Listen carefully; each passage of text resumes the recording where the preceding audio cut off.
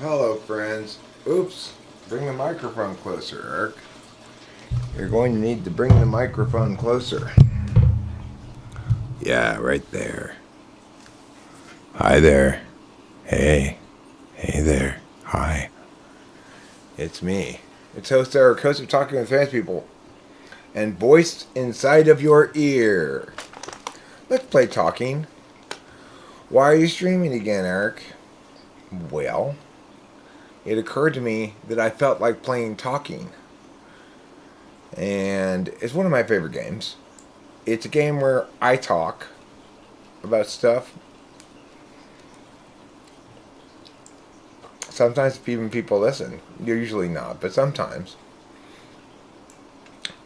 May I just say, hilarious. Everybody's got COVID. Let's freak out. Oh yeah, there's plenty of room on my TEAM for you to play, Winston's mom. In fact, you've got a core position. You've got a little C on your uniform. You know what that stands for? Captain. Okay? You're one of those few players on the team that's got a C on their uniform. And that's important. It means you're a captain. Dulles, I'm giving you a C too. That doesn't mean you're average. No, it's not a letter grade. Don't mistake it for a letter grade. That would be confusing yourself. Jonathan Basanti, you get to be a C too. We got a lot of captains on this team. I gotta say, I am really fond of the song Basanti's Ghost, even though it didn't get much pop from listeners or whatever. Like, people didn't really respond to it very much, but I think it's fantastic. I love that track. Every time I step on that, then just visit all I know about what? Paranormal stuff. Every time I step on that, I learn just visit all I know about what? Paranormal stuff. You want to be a C? You're a regular player. Sorry, Mac Daddy. You don't get a C. There, dolls. Now are you happy you have an Indian? The three of you can boss around Mac Daddy.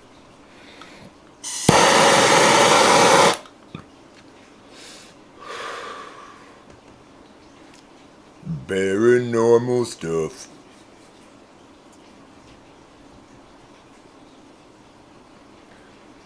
Yeah, sometimes I put that song on loop. The important job of seal clubbing? Well, I don't know about that, but I do have a plan. In fact, I discussed it with Rachel in bed a little while ago. That when we're billionaires,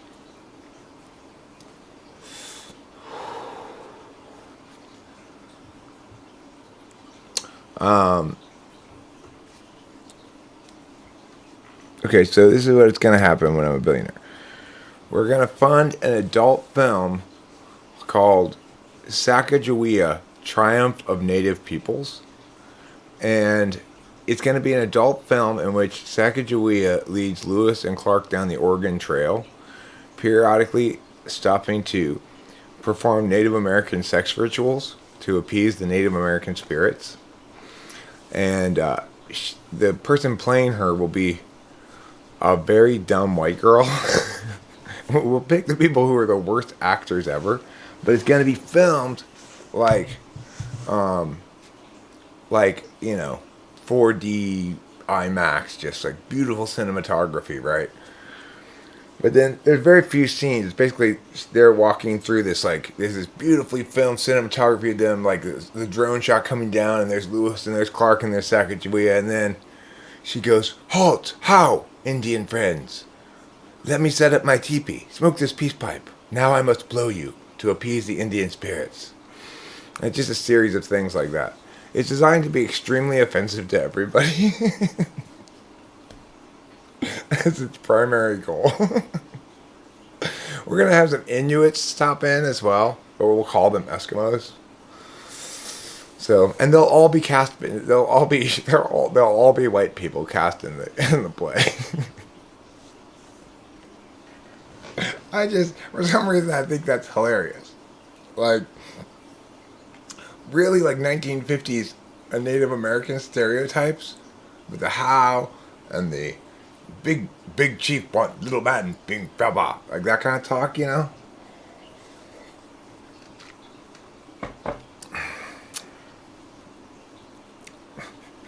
Maybe they could like come as on their way to Oregon, cross a plantation where all the slaves are happy, just to make it extra offensive.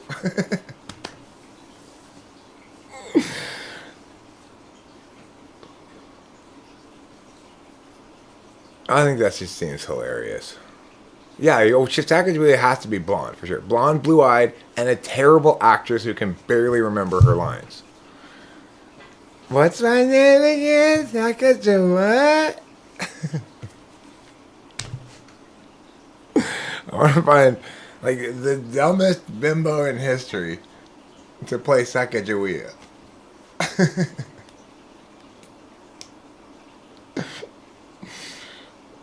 But the title of it though is critical. Sacagawea, Triumph of the Native Peoples.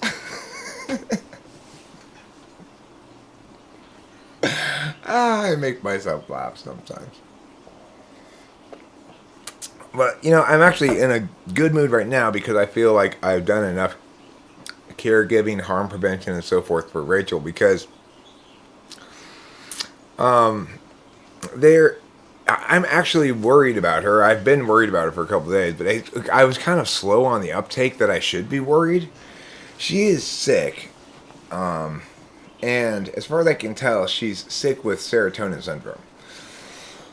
So, our little adventures are a little bit more risky for her because she's on these serotonin reuptake inhibitors, right? Your ex left you for someone more extroverted and less anxious? Well, I'm never going to do that to Rachel. She's highly introverted and rather anxious, but I am never leaving Rachel for $1 million or $1 billion. Anyhow, she apparently got serotonin syndrome. So the symptoms she has, which include tingling in her hands and feet, which are typically universal signs of poisoning, and other stuff like getting the chills. She was throwing up. Anyway,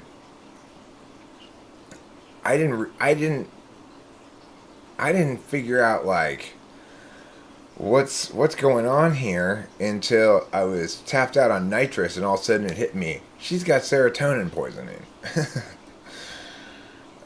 That's the beautiful thing about nitrous is sometimes it kicks in your NI, I guess. And so she hasn't done any of her meds at all for a few days, and she's still just like tapped out. Like she is sleeping. She might have got the vid. I don't know. She hasn't mentioned anything about smell and taste. Her primary complaint is that her hands and her feet are tingly. Well, Rachel needs to be on the SSRIs because even though the two drugs she normally takes, like that you might think she'd need, which is the Alaxapan and the Klonopin, if she doesn't take the SSRI with it, she gets depressed. So right now she's not on any of her drugs. I haven't taken any of them for a couple of days. And she is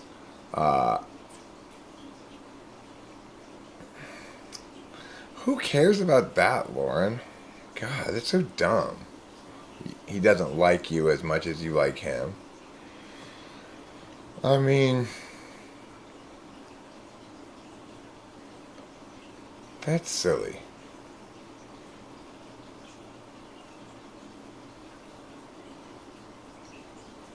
The key thing in a good relationship is that you don't dislike the other person. Not that you like them. I mean, I like the hell out of Rachel. And she likes the hell out of me. But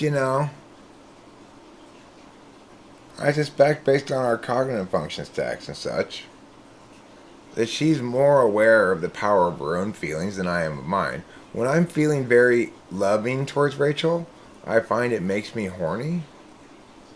which is strange. Have you ever thought about this? That sex is like skiing, except instead of a mountain, there's a vagina, and instead of a penis, there's skis? Because it's really the same thing. For skiing, you just go up the mountain just so you can slide down it again, so you can go up it again, so you can slide down it again. Sex is the same thing. You put it into the hole just so you can pull it out again, so you can put it in again, so you can pull it out again. They make no sense. Neither of those activities make any sense.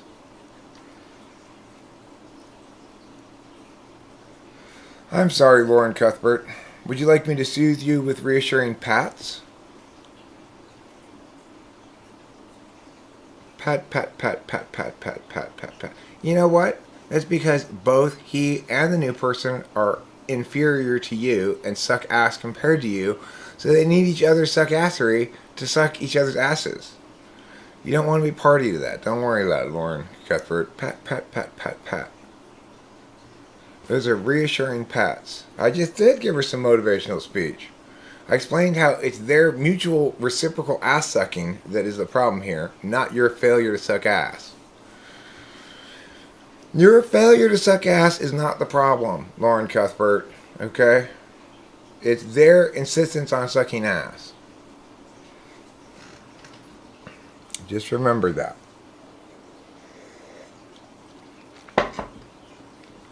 Some people just insist on sucking ass, and there's nothing you can do about it.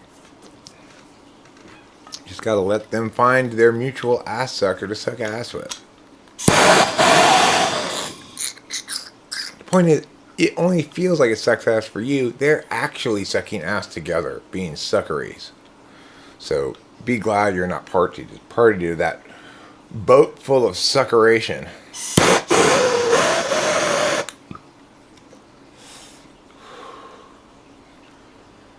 What are some good things about being an INFJ? I feel like it's so rough. Well, talking with famous people. You understand talking with famous people better than most people do. You get like all the juiciness out of it, whereas most other people only get partial juiciness out of it. That's one of the big advantages of being an INFJ. Is you recognize how great talking with famous people is. Unless you're my best friend, of course, in which case you hate it.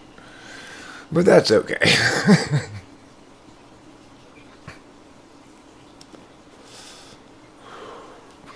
The fact that I own a blowtorch is not random at all. It's very well purposed. You see, as I explained before, sometimes you have a lighter. Sometimes you don't have a lighter. Why?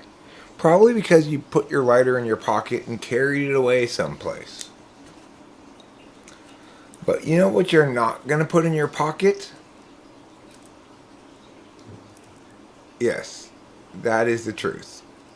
Well, he's talking with famous people, an INFJ best friend who hates talking with famous people. Eric has an INFJ best friend who hates talking with famous people, yes.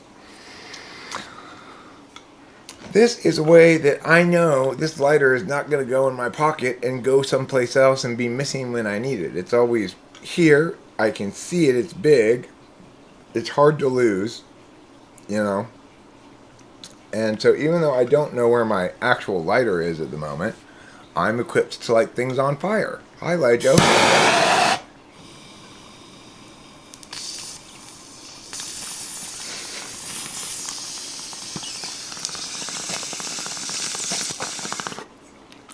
Imagine a world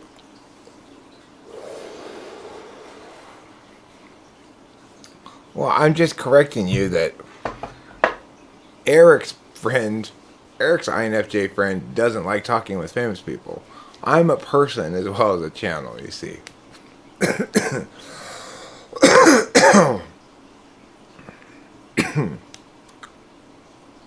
Well, like I said, Lauren Cuthbert, in a video recently, the cross the INFJ is supposed to bear is that the INFJ recognizes how very useful they are, and everybody else takes it for granted and doesn't recognize the importance of it. That's the cross the INFJ is supposed to bear. If they're in an unhealthy relationship, then they're providing solvency to somebody's ontological problem, like my friend Corey, who's got who's very useful to his wife, but not in any kind of a fair way. So he's like sacrificing his third slot scorecard for his, I don't know what, for wallowing in TE seventh slot, I guess. I think in some sense, actualization for each type is having a comfortable relationship with their seventh slot function is a big part of it, right? So every ESTP and ENTP starts out very adversarial towards FI, and growth, for me anyway, includes a lot of recognition that, hey, FI's got a lot of stuff going on that's really important and that I'm just stupid about, and I need to recognize that my frame is not always the right frame, you know? So with Corey, it's one of those situations. I don't want to argue with him. I don't want to be right. I don't want to prove him wrong. I don't want to win anything. But I don't want him to be... I just want him to relax, you know? He doesn't need to worry about me. That's a mean thing to say, Lauren. Well, I guess he was probably trying to say he didn't mean to lead you on or something. But it's still a mean thing to say.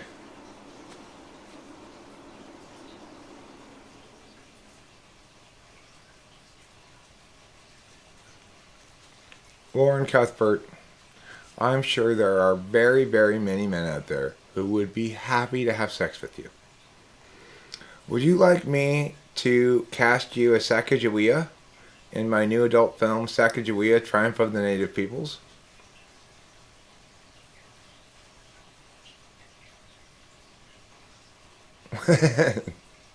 Fly guy, that doesn't help. Okay, that is not a helpful, not a helpful advice. Okay, I will cast you as Sacagawea.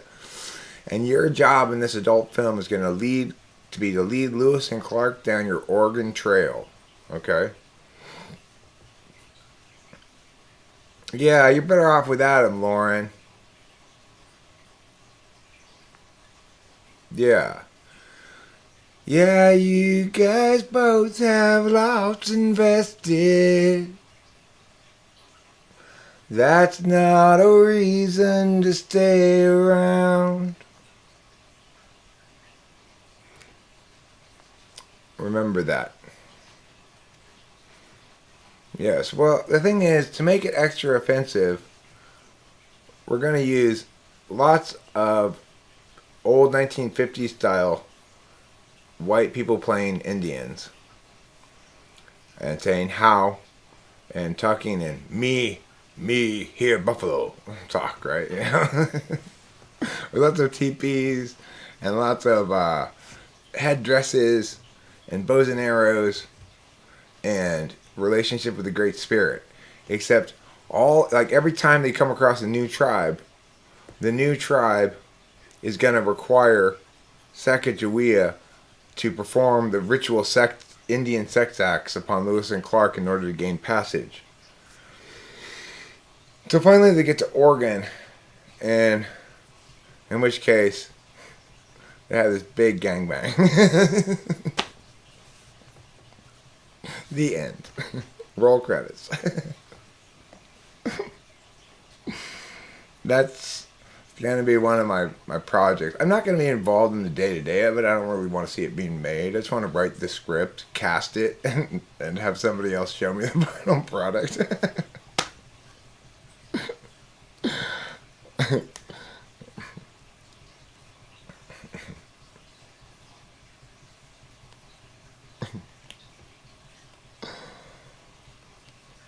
The Great Spirit's got all kinds of very specific requirements for Sacagawea.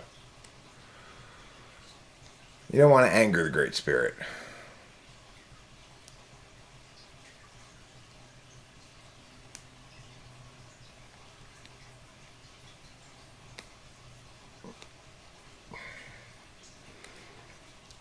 Gagging on a man's member is just considered polite behavior in most Indian tribes. Sometimes people who are hurting just need someone to bitch along with them. That was a new level of understanding for me. I I mean, the thing is, I guess I get it. I understand what's going on, but it doesn't, it's not a solution, you know? I understand that, I guess you could say he feels betrayed. I think you could say he feels maybe scared that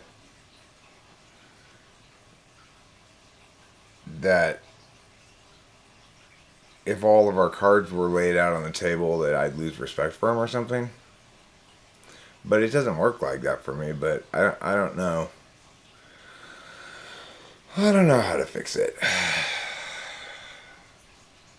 You know, the thing is, recognizing that my FI is predominant here, that I'd rather not have the argument and or lose the argument and sustain the friendship is not necessarily going to actually make me do that, right? So it's like in the moment, it's hard not to default to my TI.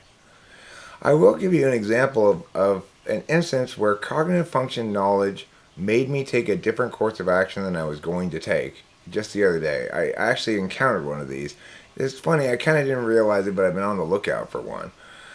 I was sitting here, and Rachel had gotten up to throw up. It was at the beginning of her being sick.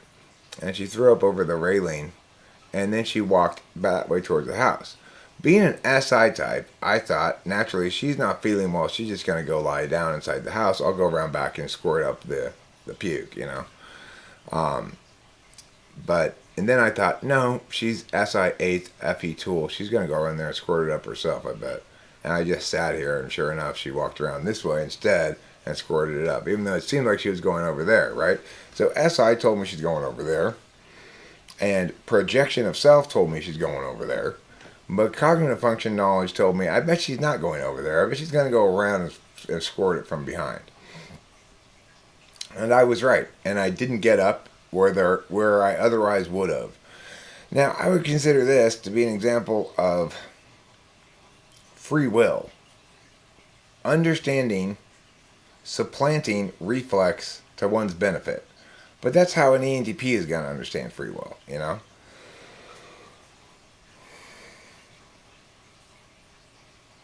He was just a dick, Lauren. This guy was just an asswipe. Why is he telling you what you're doing wrong all the time? Fuck him. Sounds to me like he needs my foot up his ass.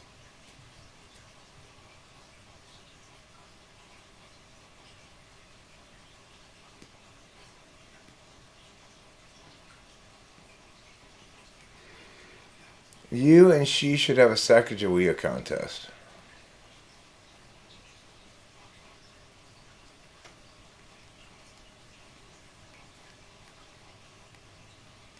You should have a Pentium. It's so cool that you ideate like thanks for that, man.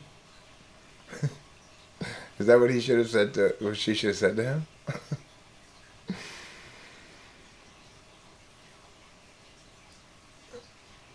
Now, Lauren Cuthbert, you better take that shit out of there. You're gonna get in trouble. That's a joke, I know, but you better get that shit off of there. Seriously, you're gonna get in trouble for that. People don't like those kind of jokes these days. You know what I'm saying? You know what I'm saying, dog? Thank you. Appreciate it. Hi, I found out about this channel through that sleep deprivation and creativity video. I wanted to give it a shot and see what it'll do to my design. Do you still practice it? Sorry to interrupt. I mean, there's still a linkage between sleep deprivation and creativity, and it's not really possible to interrupt here, so you're fine. Interruption is impossible. It's absolutely the case that when I get sufficiently sleep deprived, I get more wildly creative. I don't think it's to my overarching aesthetic benefit anymore, but that's because I'm not where I was in terms of my growth as an artist then. It was of value then, you know. I'm more practiced in being ideationally free. I do it a lot. I play a lot of freestyles on streams, and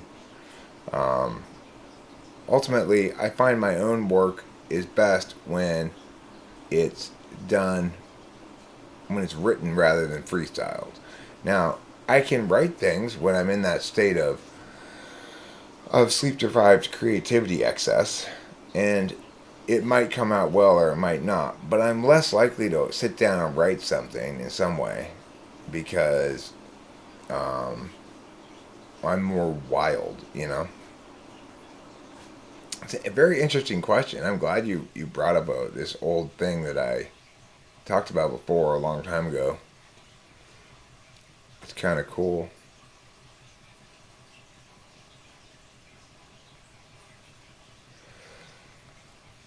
Well, I mean, I think it would make him a jerk if I thought he understood what he was doing and was doing it malevolently. But I think it's more an expression of pain rather than of malevolence towards me. And um, and it makes me feel bad. And also for him, and not for me. It doesn't make me feel bad about myself. But and also, it nothing changes the fact that he genuinely is that special. The problem is, I guess he doesn't quite believe it anymore, uh, and is afraid to believe it of me.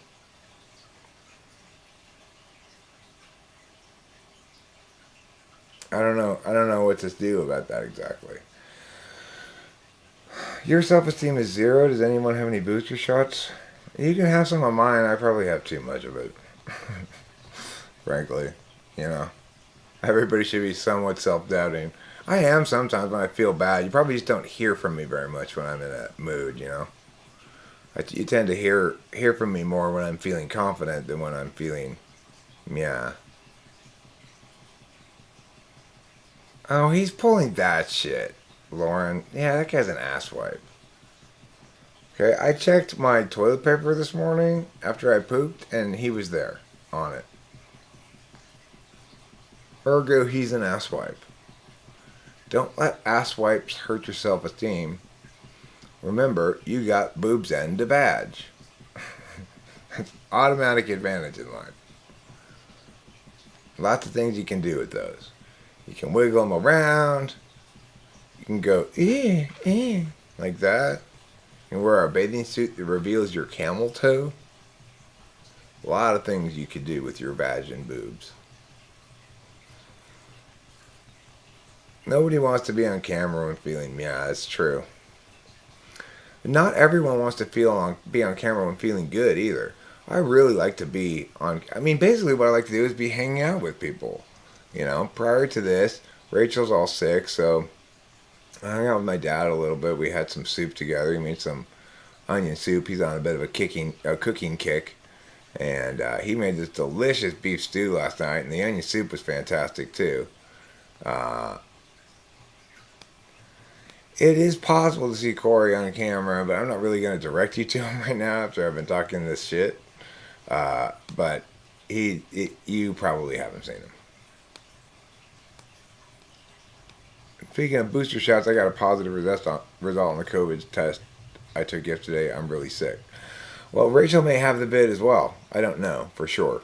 Rachel's definitely sick in the sense that she's out and down for the count without any drugs, which to make Rachel low and sleepy and stuff, she has to take these various drugs. Otherwise, she gets manic. She gets like wild-eyed, you know. So, but she's not wild-eyed at all right now. And she's not taking any of these drugs. She is sick. Now, whether it's in fact serotonin syndrome, which a lot of things seem to be, um,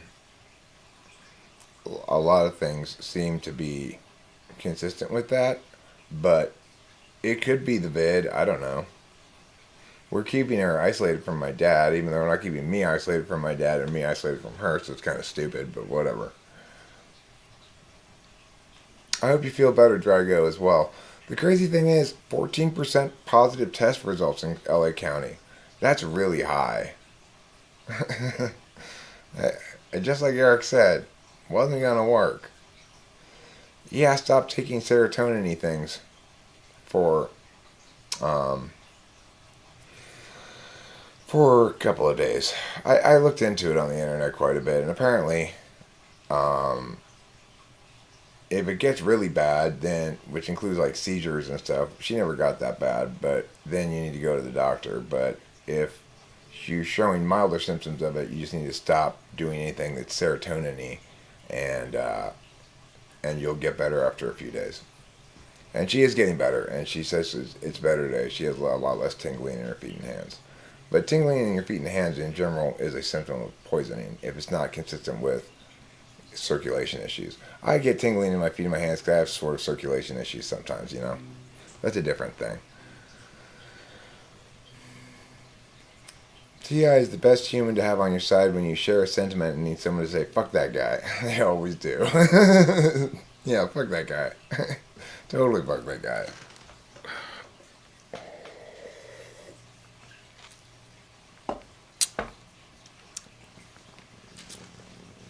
So, what's funny also is when I live streamed earlier and I titled it, You're Wrong, but That's Okay, I was really, when I made the title, thinking about what I felt like saying to Corey. And then I was going to talk to people about that in the stream, right?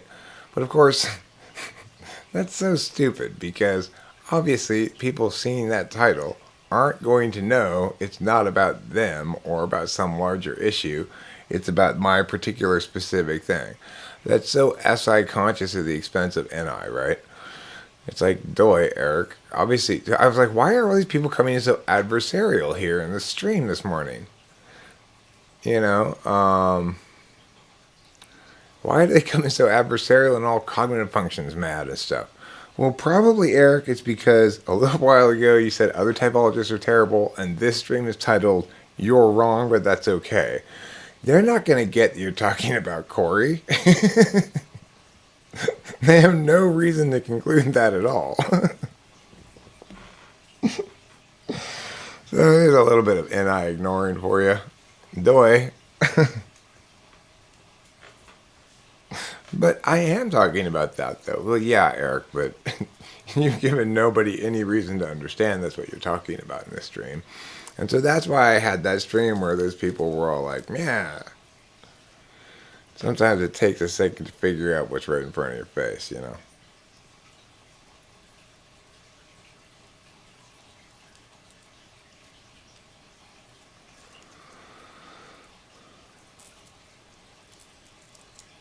The fear of not reaching certain life goals as you get older, sometimes tortuous panic, can lead you to make rash and foolish decisions, like marrying someone you've known for only 2 years and divorcing them after a year. But that thing is, he didn't do the divorcing part. Corey is not Cam. Yeah, Corey and Cam are different people. You're mistaking Corey and Cameron. Cameron I don't have any problems with. Cameron should have problems with me because I'm a terrible friend and he's a wonderful friend, but he doesn't, so Cameron and I don't have any problems. I need to do more for Cameron. I need to call him more, I need to include him in things, and I want to, and I'm lazy and I don't, and I feel shitty about it. So when it comes to me and Cameron, I'm the problem, not Cameron.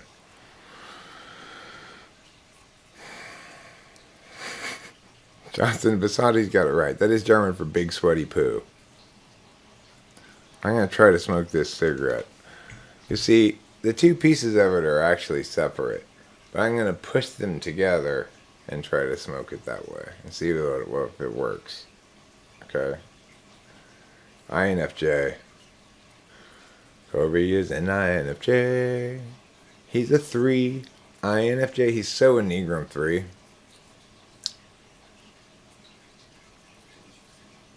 No, you sweat inside your body and it gets on the poo.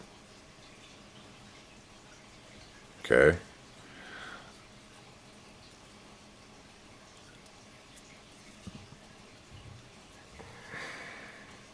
Beth Hupferl are the little chocolates that you find on your pillow in a hotel room. Beth Hupferl. What was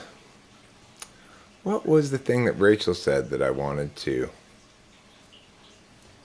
utilize more?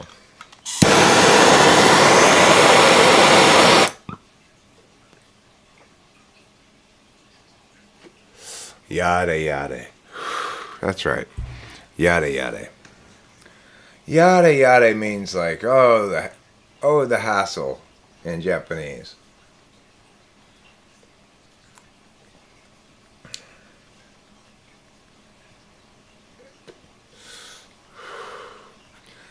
Hey fly guy, I just mean pathize. Okay? I don't mean empathize, I don't mean sympathize, I just mean pathize. And sometimes I just mean thighs, depending on the circumstance. FI makes me feel horny. When I feel like I love Rachel and feel harm prevention towards her and stuff, it also makes me want to hump her. Which seems contrary, right? Like, that just means more jostling of her, which is not going to prevent harm to her. So, that's another way in which FI is illogical. If you love somebody and want to prevent harm to them, why does it make you want to hump them? Which is going to jostle them, as I said. And nobody who's not feeling well wants to be jostled.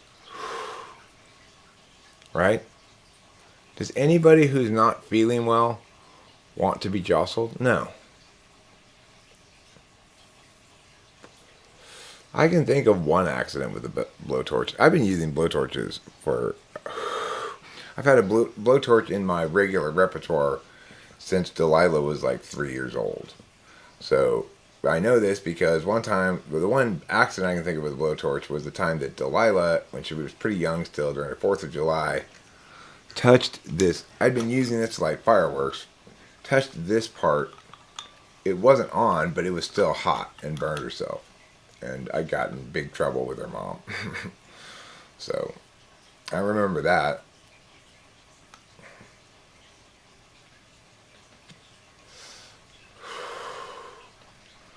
So if you do use one of these to light your fireworks, make sure you tell your kids, don't touch this part even if there's no fire because it stays hot, you know.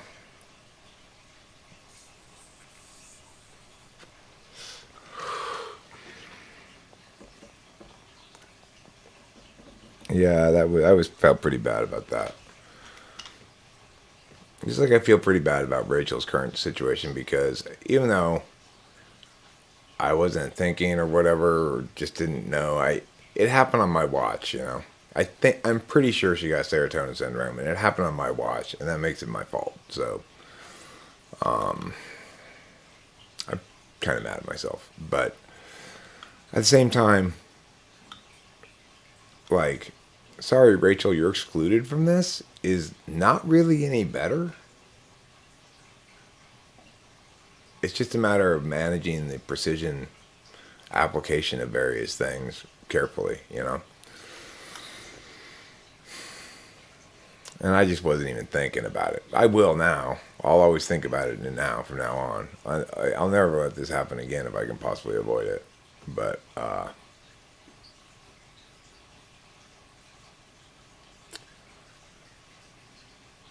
maybe the other night at Corey's house, I really realized how deeply and resoundingly I loved her the other night at Corey's house. I mean, I know that's kind of late, but that's the truth. I mean, it was one of those drug epiphanies. Oh, I mean, the other time I remember really loving her a lot was when I thought I had, when I thought I had fucked up and not engaged in adequate harm prevention. So when she was going nuts at Christmas, no, nothing like that. It was just seeing her across the room, like seeing her geek out to LCD sound system with Corey and recognizing how just only Rachel could fill this weird, very specific role that I needed to fill in my life. Only Rachel could possibly ever fill it. What I need is so specific and crazy. It's impossible to imagine, right? And so when I realized how complete she made the whole thing, that she was the missing piece of the whole puzzle, right? Of course, now the puzzle's befouled. It's befouled with resentment and other things that I'm trying to figure out what to do with. But that that reality of me, Rachel, Corey, and Liz at Corey's house on drugs is a wonderful, wonderful, wonderful thing, and it's amazing. It just all came into place, like how much Rachel was the missing piece, and just how also the whole thing about like how much she's doing that isn't getting noticed, and how useful she is. Like she out INFJ'd Corey for sure, in every sense of the word. She played everything perfectly. It was magical to see. Fly guy, will you stop trying to make me feel guilty? I just went and had fucking onion soup with him.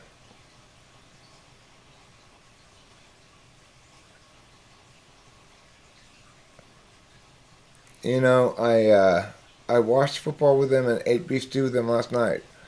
I am trying to do. He doesn't. He's just very much a three INFJ who specializes in this sort of subject affect application of INFJ, and um,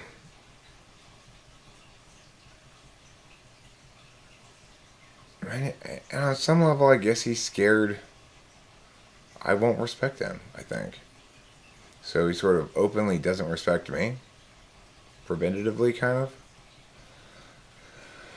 Just a thought. I don't know. No, Rachel was absolutely perfect. It was it was so obvious, and the other thing that was so obvious was in juxtaposition to Corey's relationship, right? Which is kind of the sad part.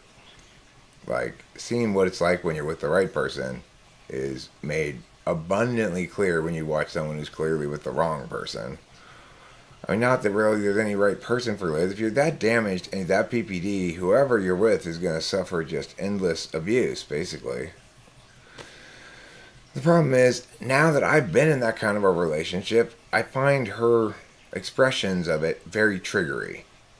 So,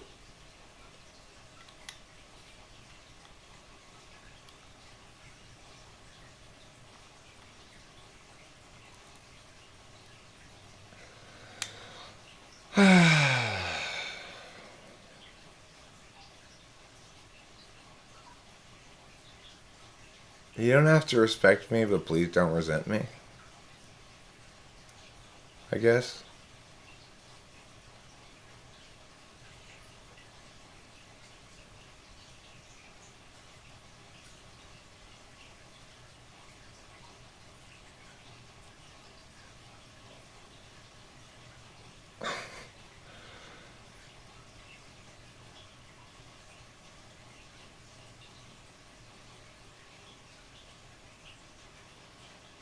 What would I say to him?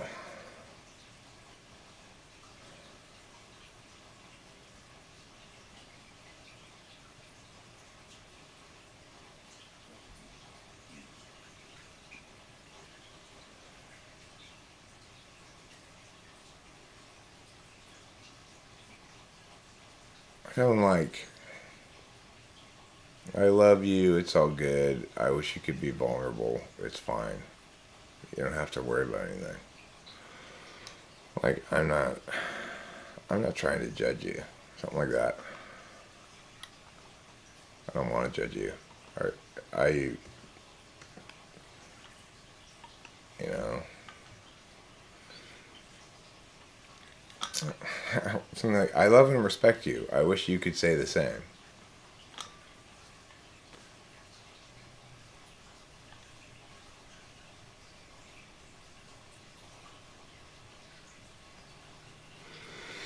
Well, someone brought it up. But yeah, it is on my mind. Of course, you know.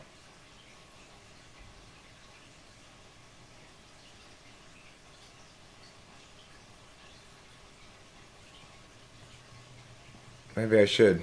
Maybe that's what I'll say. I mean, there's a message. See, he wants me to use this Signal app, which is all like super super encrypted, private, whatever for everything. And I don't check it that often because it's not a normal app that I use for any other purpose. When I do reply, maybe I'll say that. Jack Torrance, that's terrible advice. Hey everybody, you want to know what terrible advice looks like? Nah, just ignore it all. It'll all get fixed on its own. I don't think that's how shit works, really.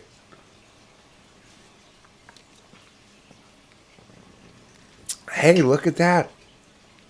Pound sterling's my favorite currency. Well, since you gave me £5 sterling's, I don't really have a choice, do I? You've drafted up a spreadsheet trying to tie the philosophical is-ought dichotomy to cognitive functions. Want to see? Well, let's bring it up on the screen, Lou. Did you share it with me via email?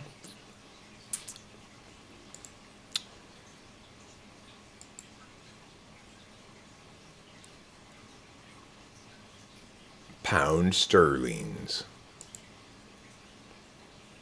Quit pounding your sterling's in my face.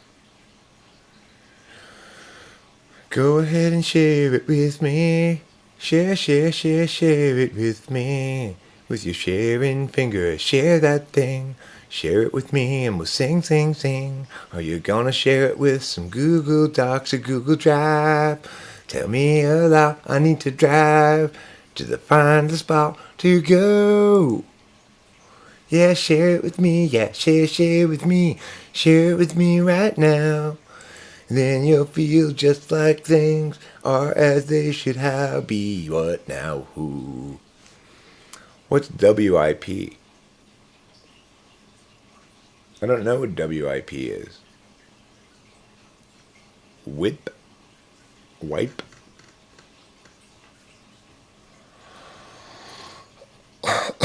Oh, work in progress. I bet that's what it stands for. Work in progress. Well, that's fine. All works are always in progress. Except for completed ones. Truer statement has never been said. Isn't that so true? All works are always in progress. Except for the completed ones. Really makes you think, doesn't it? Really makes you think. It makes me think a lot. It makes me think so much. Okay, work in progress. I forgot I need to... Yeah. Fucking with famous people. I think porking would be a little bit better. Porking with famous people would be a little more soft on the ears. But still convey the same basic premise. Oh, I will make you a moderator, Lou. And then you'll be able to share a link. And then I'll unmoderate you. Because I'll say, just sharing that link wasn't enough to earn you moderator status. Either that or I'll forget to unmoderate you, in which case, then we've got another moderator.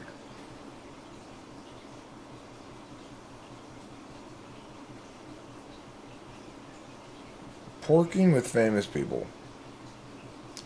Do you like to pork? Hey, are you SP or SO? I bet you like to pork lots of different people. Join our site called SOSP People Only. Here at SOSP People Only, nobody's looking for a long-term relationship. Everybody wants to pork lots of different people. So it's like a pork festival over here. A pork parade, as Lijo says. That's good NI there, Lijo. I appreciate it. If you're SX, you're not welcome. You're not welcome here. This is for SOSP types only. You gotta either want to fuck in a big group or fuck lots of different individuals. One of those two. Otherwise, you're not welcome at SOSP Porking with Famous People. We SX types like me and Rachel, we like to be exclusive to one another. You know what Rachel and I have? Exclusive reciprocal mating rights. It's true. It's true. When you say something like that, it makes it extra true. Things people didn't know until now.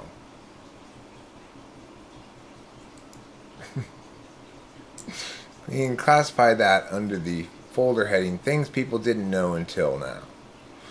Well, let's take a look at this lady's thing, shall we? Oh, no, not her privacy parts. You've got a dirty mind. Not that kind of thing. This thing. We're not going to look at her privacy parts. That would be illegal for YouTube. We would run afoul of the YouTube police. We say, hey, we have standards around here that excludes Lady Lou's privacy area. And I say, but it doesn't specify Lady Lou's privacy area. It said all privacy areas. That includes hers. Then I'd say, okay, fine. Let's see what this says, shall we? Is descriptive, ought, prescriptive. Is practical, TE. Feeling meaningful, FI. Perceiving reality, SE.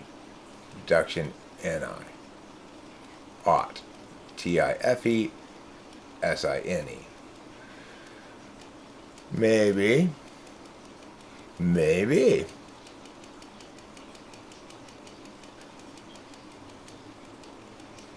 Ought. Ought is. SINE, TIFE. The otters. We're the double otters. INTP, ENTP, ISFJ, ESFJ. Your alpha quadra, your double otters. Your NFP, STJ quadra, whichever one that one is. They're your they're your ought-isers. You ought-isers. That's what's wrong with you. You're a bunch of ought-isers. Okay, let's see about this other thing then. You misspelled ought. Oh, you. Oh, you crazy lady. That's not how you spell ought. Look at this crazy lady did. She spelled ought twice with an A. Oh my God, she must be absolutely mortified right now. How mortified are you at your failure, Lady Lou? Incredibly mortified? You should be incredibly mortified by that, okay? So let's continue down her little chart here. INTP, ENTP, things ought to be this way. ISFJ, ESFJ, people ought to act this way. INTJ, ENTJ, things are this way. ISFP, ESFP, I am this way. ISTP, ESTP, we should work this way. ENFJ, INFJ, people tend to act this way. ISTJ, ESTJ, things should work this way.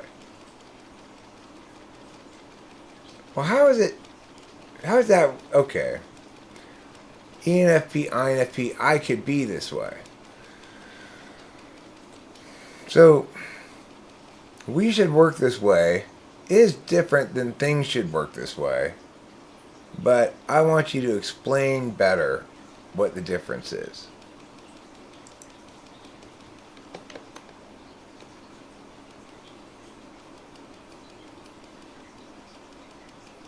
I'm not sure if I noticed the excellent pun either. It may have been an accident.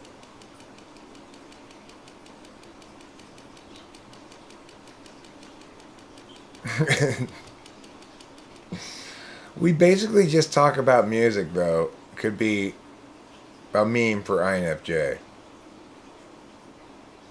Like, everyone thinks INFJs are meow, but really we just talk about music.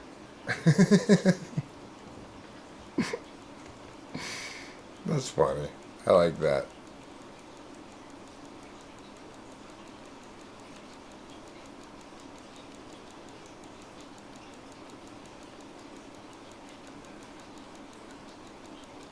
What's the 1/2 difference?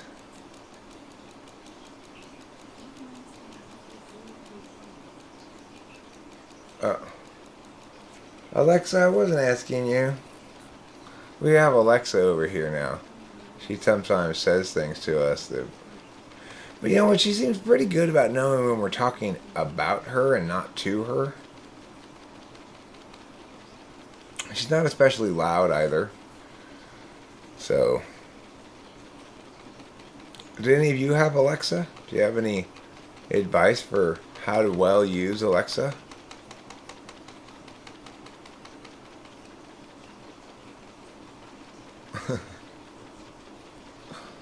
I have autism. Did I make that joke? I don't think that was me. It might have been somebody else. It must have been somebody who was doing things that I don't remember. So what sort of beverage do I want to sup upon? I've got two choices.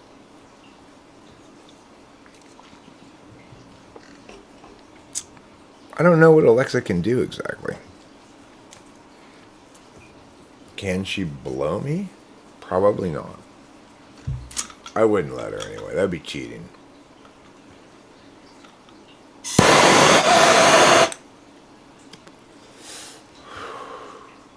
Oh, it's this thing that someone made. This thing that some lady said about some things. How's that for credit, Lady Lou? There, see how well credited you are? No. The same person who gave me £5 sterling is the same person who wanted me to show her thing up here. She didn't say that, of course, because that would be too gauche. She wouldn't want to be gauche like that. Gauche is for Americans. Only Americans are that gauche. God, you've got to be more socially subtle and neurotic than that, Eric. Everybody in England knows this. The English love being socially neurotic. It's one of their favorite activities. Wouldn't you say that? How many people here are from England? Who agrees that English people love to be socially neurotic? It's like one of their very favorite things to do. I mean, I hope you don't think that I hope you don't, oh dear. I most certainly hope you don't, oh dear. They're very full of things like that. Lots of that happening all the time. People are constantly saying, oh dear. Oh, well, the Welsh, I don't know a lot of Welsh things. Like, oh, those are Welsh, yeah. Well, I can't think of really anything that goes after that, right? What do you put in for yeah? There's nothing. The Welsh don't really have anything. Rocks? Hey, look, they got rocks, just like the Welsh people do. That is something the Welsh have. Hey, look, there's dirt over here, just like in Wales. True. Dirt and rocks. Okay. Well, you know what? I think sheep humping goes on everywhere there are sheep, probably. Everywhere there are sheep and men, sheep get humped. This is one of the laws of the universe. When you add sheep plus men minus women, you get sheep humping.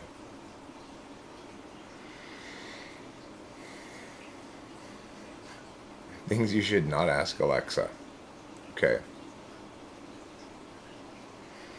Alexa, what am I always trying not to ask myself about?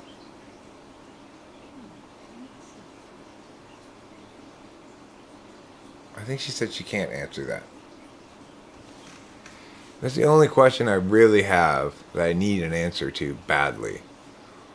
What question am I always trying not to ask myself? Schaefer-Studentchen. Look, shagging sheep is just a way to practice your sexual technique so that when you make the intercourse at a lady, you do so with a proper amount of vigor.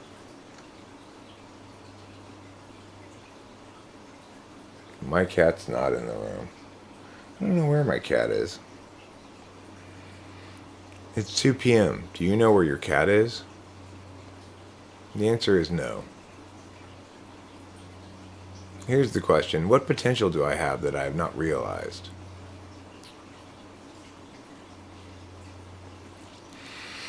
And then wouldn't the real question be, why don't I realize it?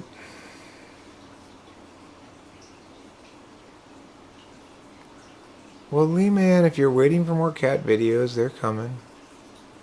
I was gonna make one this morning, but my phone was updating Android. We're in the same time zone? I think that makes us best friends.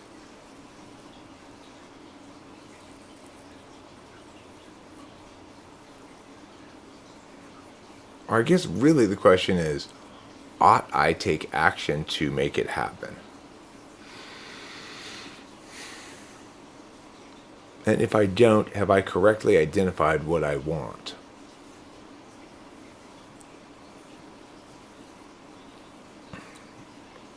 Well, that makes you a high roller, my friend. A high roller. You play backgammon at the $20,000 minimum bet table. Every day, all day long. That's what Terry Kilgore does for a living. As Fi polar but still Fe third, would you say you'd have a hard time finding someone that was bad at what they were doing but was a good friend? No.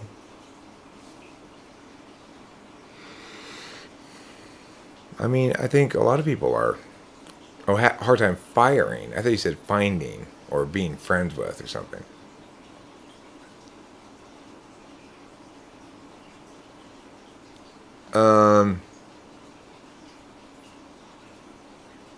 No. I don't think so.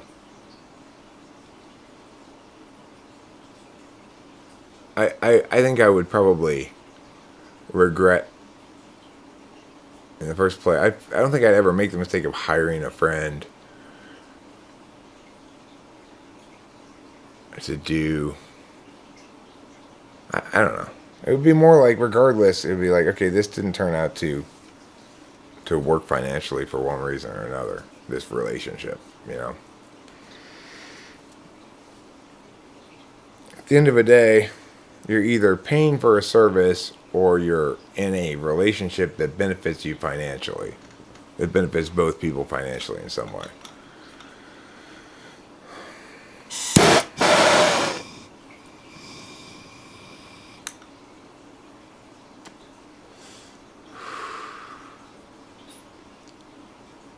Interesting.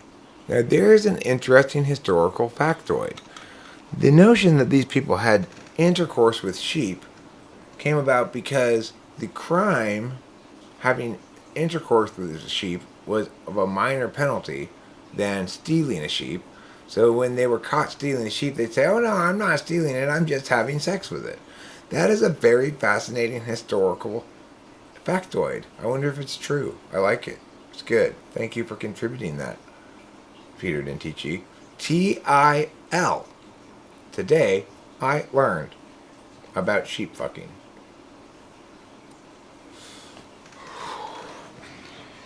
And the mysterious wonders of its labyrinth of notions.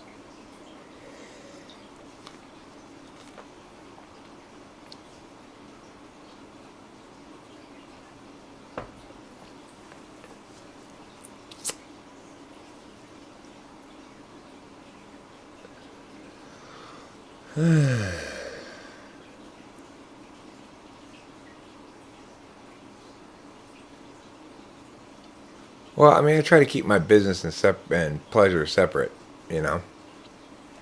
So, I've always had a clear sense of whose time it was I'm on right now, you know? It's like if somebody hires me, it's their time, and it's my duty to perform what they want within reason to the best of my ability. And when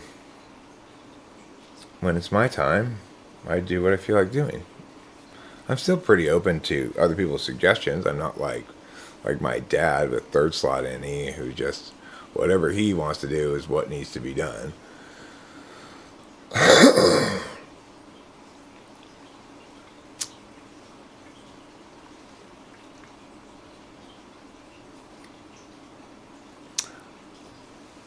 how have I been typing you for free?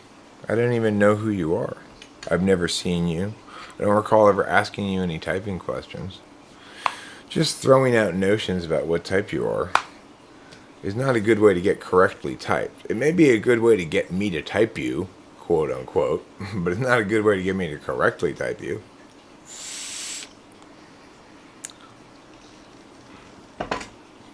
I mean, I throw out speculative shit all the time when talking with people in the chat, and it's worth about as much as everybody else's speculative shit, which is not at all. Not much of anything at all. It's worth as much as 2 turds and a bag full of pee. Which is worth only slightly less than 2 turds without the bag full of pee.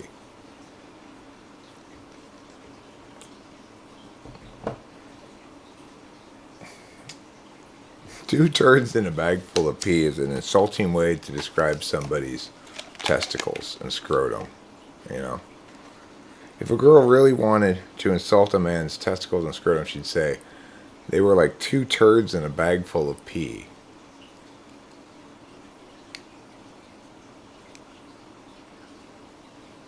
Hey, that wasn't very nice, I'd say, as she described my junk.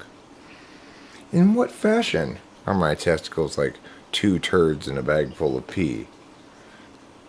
By being that gross, she'd say. Hey, that's hurtful to me, I'd proclaim, in consternation. My self-esteem is plummeting by the moment, I'd say. Sounds like you need to suck my dick. I'd say. No, I wouldn't say that. Of course not. I'm not one of those crass, foul, no-good nicks. I am a enlightened, pansexual, hetero, non-binary creature of light. Okay? I'm vegan, carnivorous, vegetarian, gay, straight, bi, all races, all ages, all genders, all sizes as well. So, and all levels of ability and disability. I'm all of those things. Isn't that amazing? I managed to become all of those things. Like, you can't say how high my IQ is or whether I'm smart or not, because I go through plenty of periods of retardation. Sometimes I catch retardation. It's a temporary phenomenon that doesn't make me dumb. Okay? Just because I'm the one who's retarded, you're still the one who's being dumb.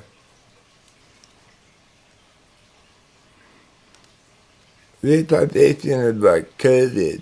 Anybody can catch it, including me. Oh, whew, it passed. See?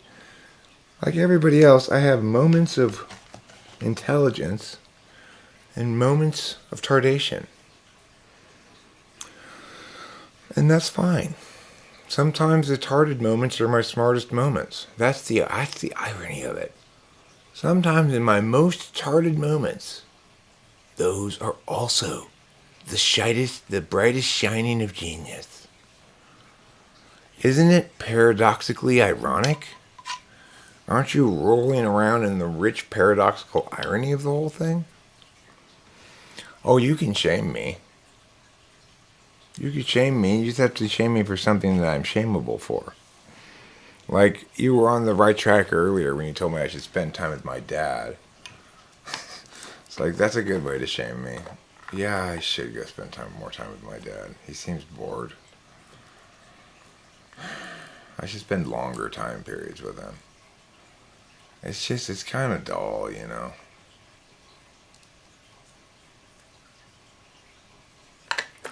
I'm just really selfish.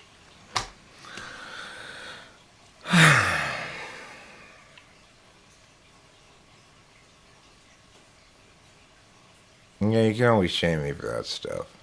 You can shame me for being a bad friend to Cameron. You can shame me for being a bad friend to Winston's mom. There's a lot of people I think are better friends to me than I am to them, and I'm always susceptible to being shamed about that, or that I'm not caring enough. I'm not engaged in enough harm prevention. Well, because they are, Rain. I mean, an irrational number is irrational because it can't correlate to any actual quantity in the real world.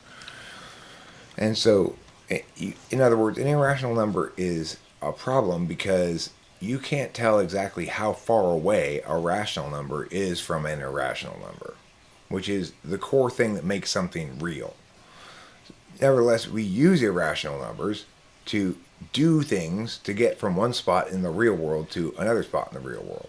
If I want to make sure this circular rug is going to fit into my space, I can use pi r squared to determine how big of a circumference I need for my rug, right? And that's great. But at no point did pi actually exist. It's just a shortcut.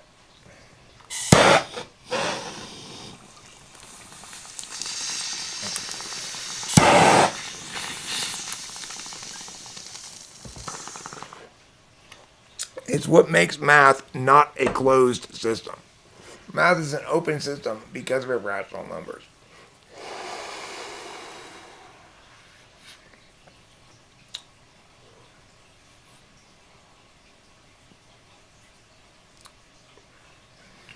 Let me pull up an article for you.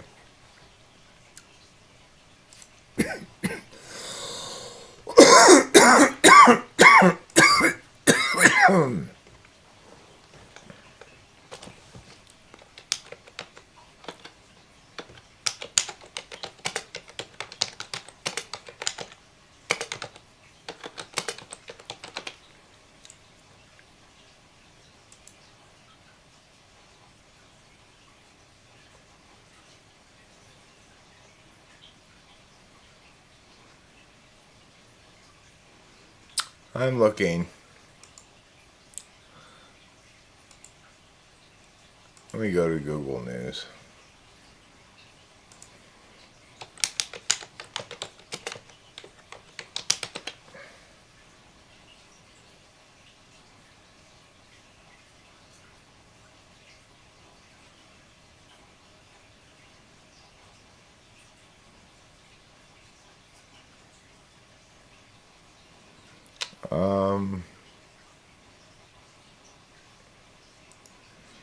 Let me look at this one. I'm looking for a specific article that I read before, but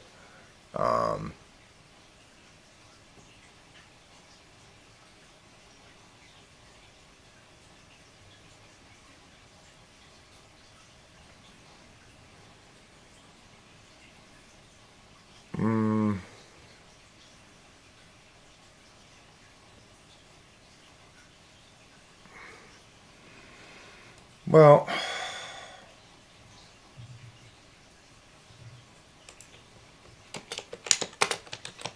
let's see if I can find the exact one I'm looking for.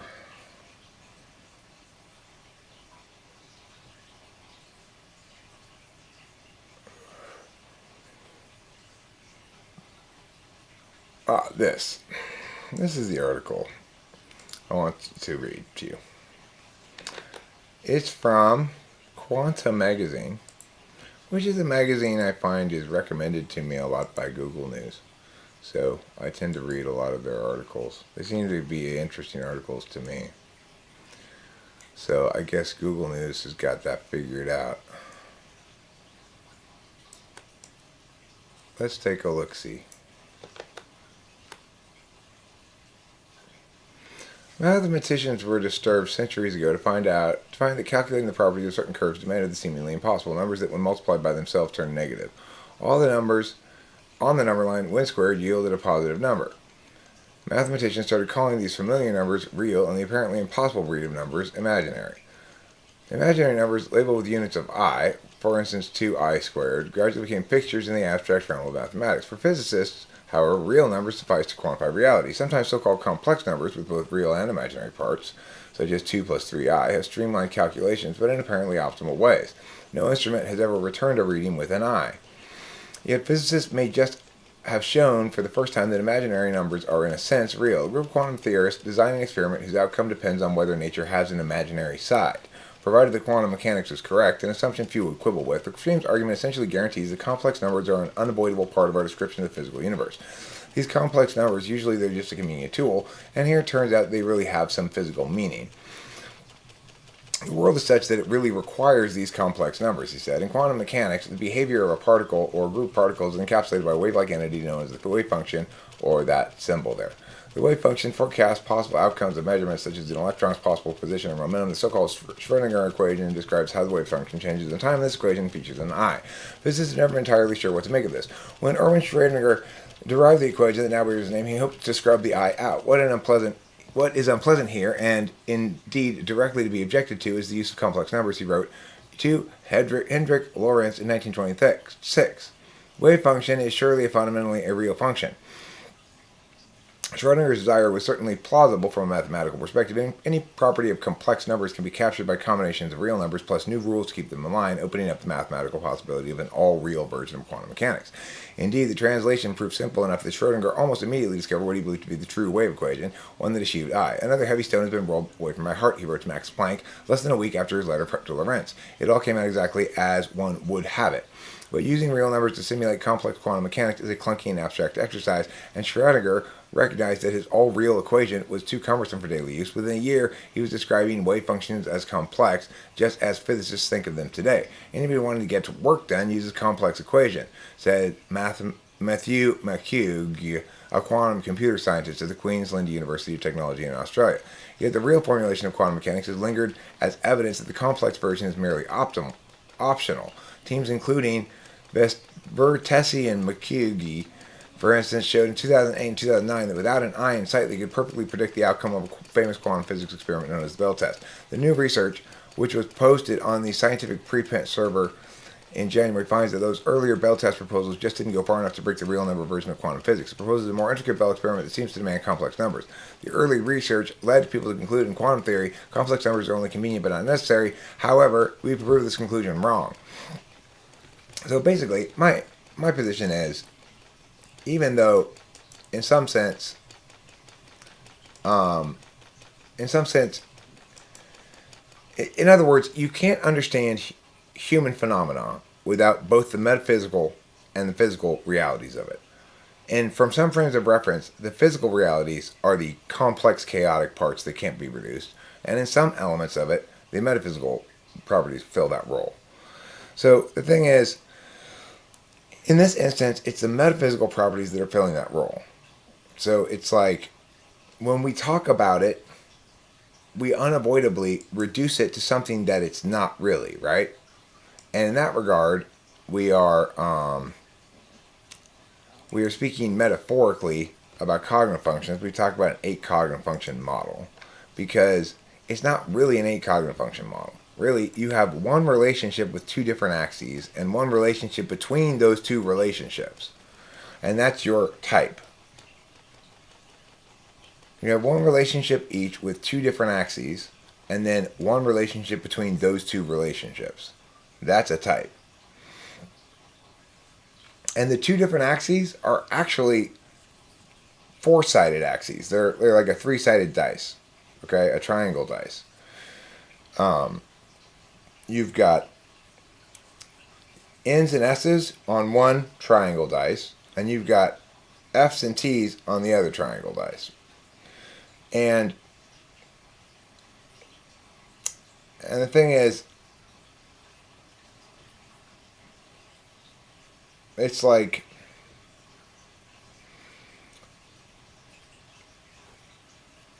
if you roll on the first dice TI, then the second dice, which has on it FETESENE, the FE and TE can't be rolled anymore. They can only roll one of those 2. That's how it works.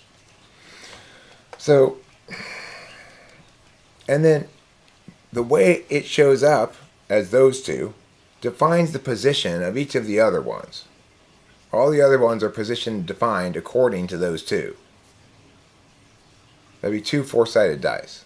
Two triangle pyramid dice. Pyramid dice are four-sided.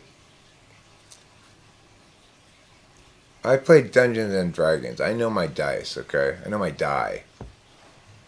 I know my 4-sided, 6-sided, 8-sided, 12-sided, 20-sided, 100-sided die. I know my die, motherfuckers. I know my die. Don't be telling me I don't know my die.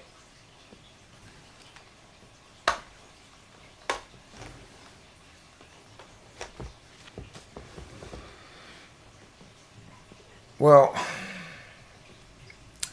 I mean, 3 sides plus a bottom. God.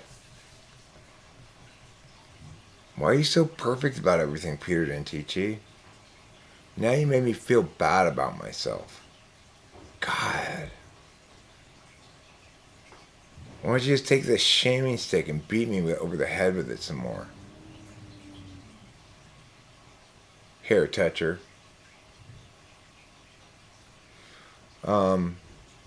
Peter Dentici, am I supposed to accuse you of being a hair toucher? You hair toucher? My question was actually about why you call it irrational numbers metaphors. Well, because they don't represent... Look, to call something a real number is to say that you can determine the distance from it and any other real number. So, if I can determine the distance between number mia and a real number, it's a rational number. It's a real number. In other words, expresses a quantity that exists in the world that we can come up with an example of it. Whereas, if I'm talking about an irrational number, then it's not possible to distinguish the distance of the irrational number from a regular number, which means it's not really a number in the meaningful sense. It's a metaphorical number that represents, instead of a number, it represents a complexity that can't be reduced to a specific, concrete, exemplified quantity. And that complexity represents the complexity implicit in the systems trying to be described that is collapsible into a metaphor, but not into a binary distinction. See what I'm saying? I'm asking you, Rain, do you see about what I'm saying? And do you agree with me and what the thing that I am saying means when I explain it to you? Do you agree with me, or are you still in disagreement with my words? And if you are, would you like to ask some more questions, or does this voguing prevent you from focusing because it alarms you as it appears to be increasing at an alarming rate? I call that Interpretive Dance 6. If you enjoyed Interpretive Dance 6, please make a note on your program and add it to the comment card on your way out.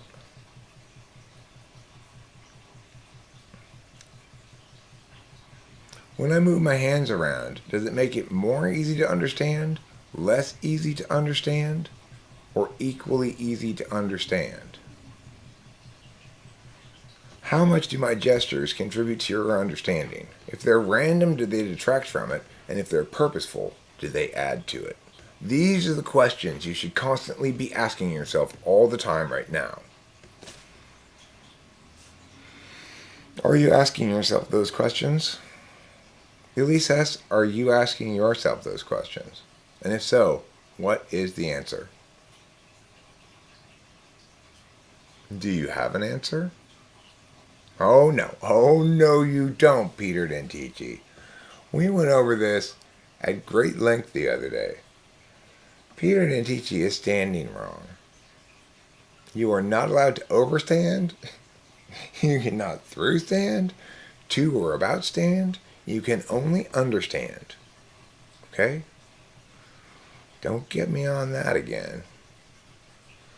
Because the other day, apparently, I determined that your problem was that you didn't understand things.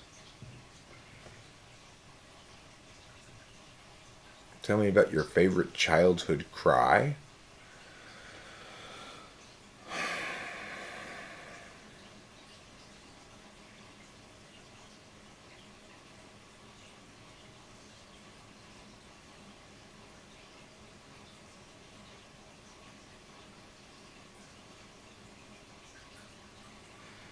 I don't remember any positive childhood cries. I can think of positive cries now, very easily. But I can't think of any positive childhood cries.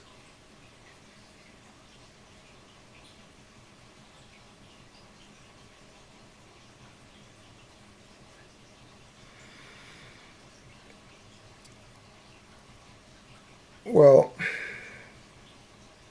put it this way. Anything that doesn't link to a specific concrete object has some metaphor implicit in it, in that it conveys meaning that is partially meaning based and not identity based. So it's like identities may express a lot of themselves in terms of meaning, but like this rock or that rock is a different kind of question, and those words mean things in a different way than should we use this frame of reference or that frame of reference. And the reality is, when we want to map something, we have to use things that are symbolic of other things, representations of things. When we want to map the land, we have to draw things in different colors to represent different kind of terrain. We have to use certain kind of lines to indicate topology. We've got to do various things like that, right? That doesn't mean that a river is actually made up of lines in blue ink, and it doesn't mean that a mountain is made up of craggly lines going like this, you know?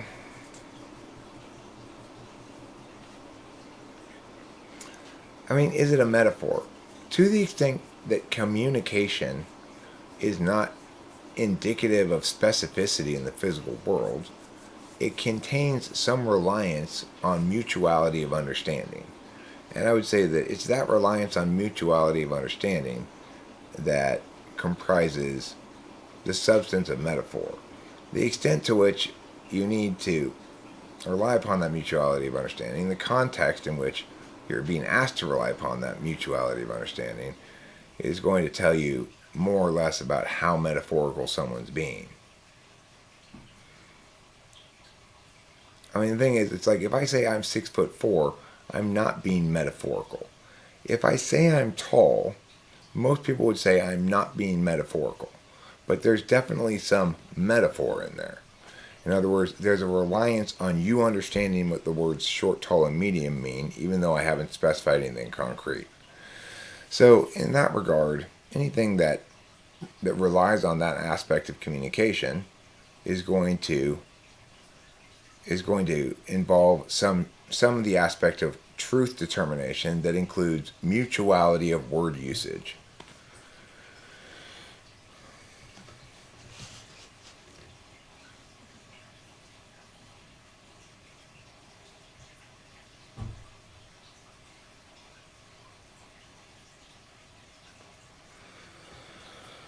The duration of my most recent video in seconds is irrational. Do you not agree? The duration of something can't be rational or irrational. So it's a category error.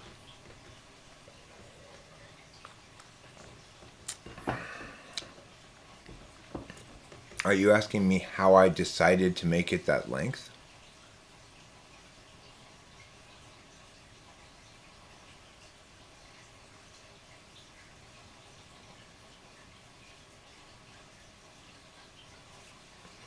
Oh, okay. Okay, Drag. I couldn't help it. I couldn't help but call you Drago. You looked like Drago to me. Now you look like Drag. My SI kept beating my NI.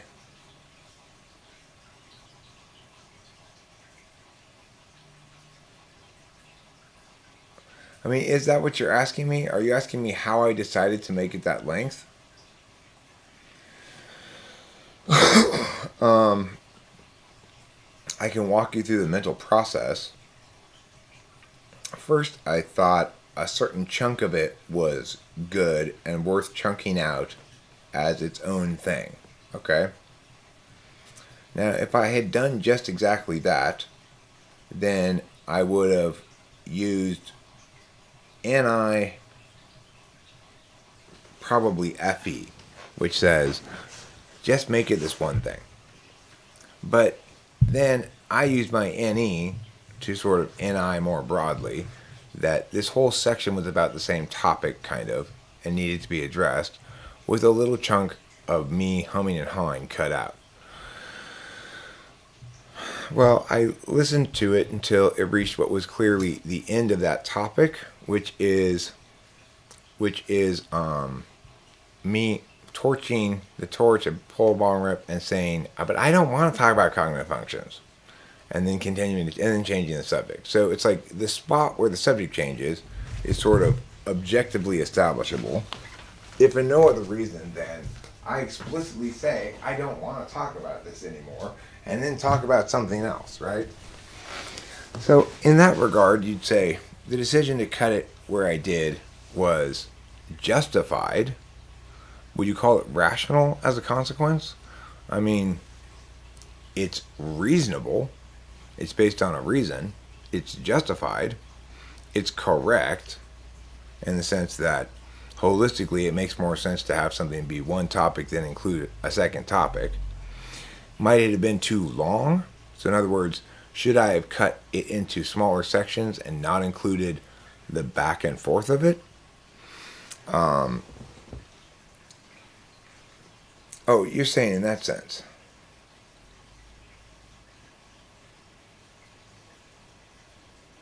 Oh, you mean in that analogy? Okay.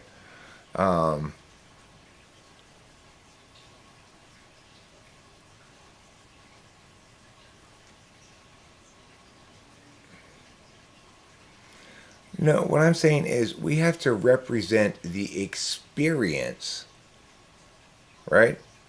That's irreducible. So it's not meaningfully reducible how cozy I am. Am I super cozy or just kind of cozy? What's my relationship with coziness? How important is it to me? It's hard to measure that except through external observation for a long period of time or self-reporting, right? So in that regard, we're dealing with an irrational number when we're talking about somebody's function in isolation. Functions don't exist in isolation.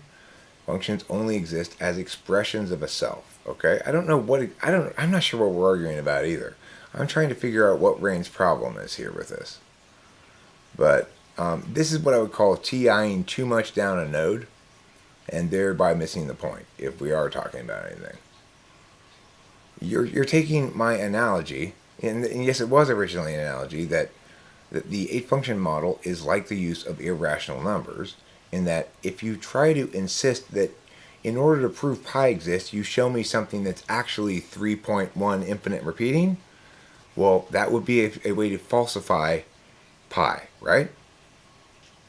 So, in other words, if you're going to try to pin down certain statements about functions with that kind of empirics, it's going to be not possible. We can do it pretty well with TI. We can do it pretty well with SI. We can do it pretty well with NE. And that's better than anything psychology's ever done before. But for people who are looking to attack, the weakness exists where? Some of it doesn't reduce like that. It doesn't reduce as well. We have to talk about it in terms of metaphor. We can't be talking about such a concrete thing. Or at least, let's put it this way. Our language will be less precise because the thing we're talking about is less subject to precise parsing.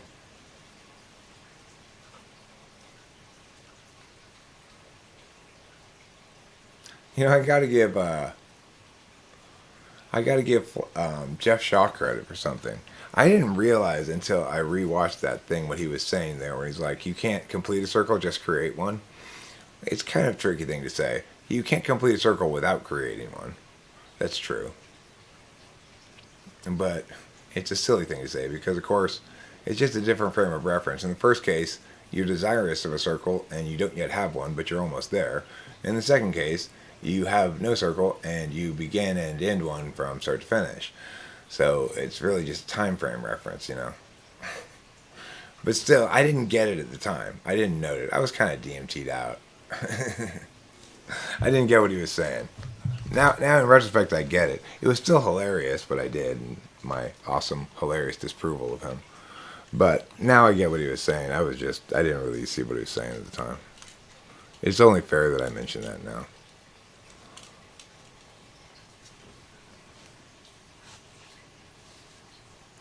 Okay, you're being too complicated for me. I don't want to talk about it anymore, Rain. You're boring me. You're boring me with your boring complicatedness. So stop.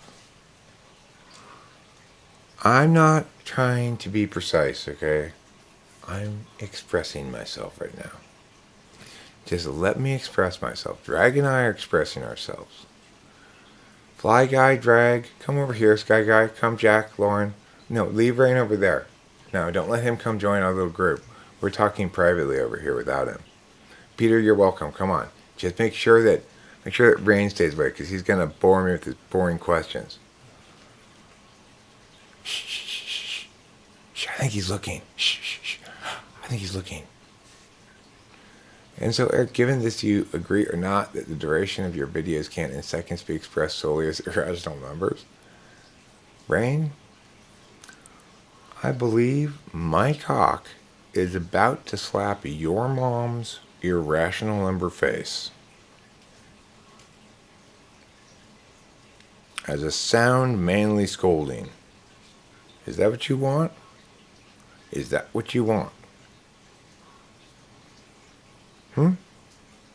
Because that's what you're going to get.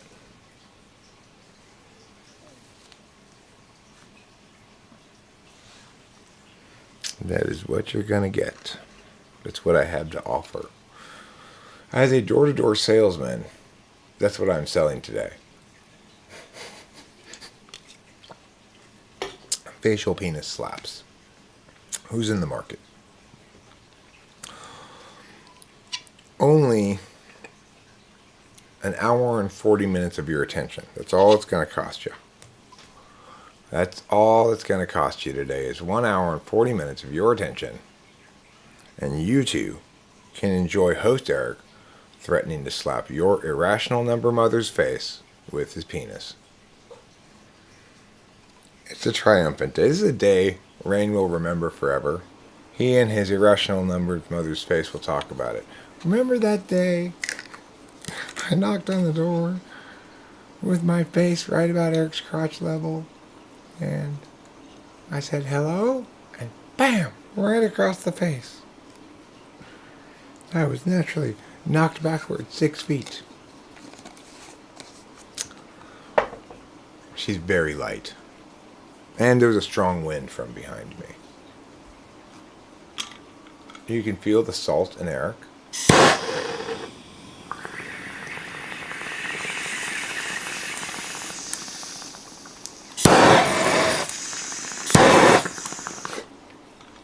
There's no salt in Eric. I'm salt free.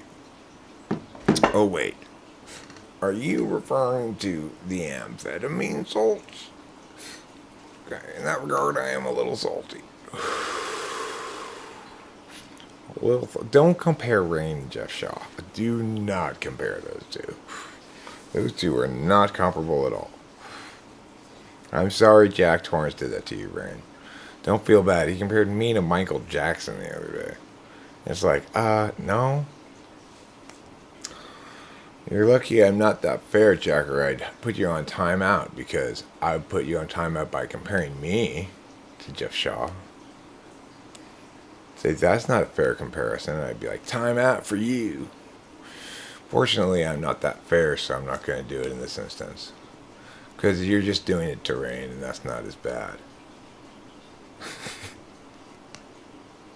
How's that for some absolute vibes? How you like it? Is it good? I don't want to talk about him. I don't know if he's innocent or not. Okay, look. This is what I will tell you about him. The man's not healthy in any fucking sense of the word. He got a bunch of plastic surgery. He acted all weird. He hung his children over the balcony to look at things, and it's like, oh yeah, you are just not a good adult. You're a terrible adult. You would never say that about me. I am not a terrible adult. I'm just a very childish 50-year-old man. Big difference. I am a good adult. I take good care. I raised my daughter well. I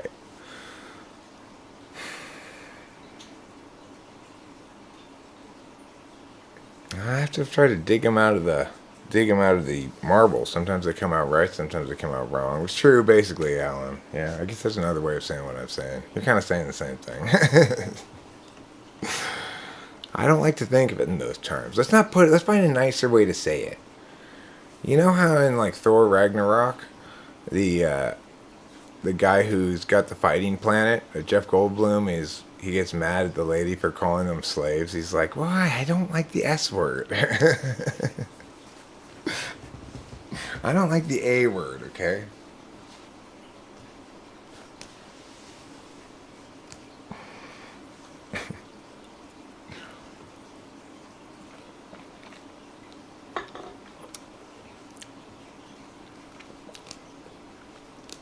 The thing is also, it's important to remember something. In some sense, the luckiest person of all is the person who gets famous at the right age. I'm past that age. The right age is around 40, I think. Maybe 45. The thing is, you have to be really comfortable with yourself as a failure first, in some regard. You have to have come to terms with the reality that you're never going to be big and famous and whatever. And then, at that point, there's a certain level of understanding that goes with that.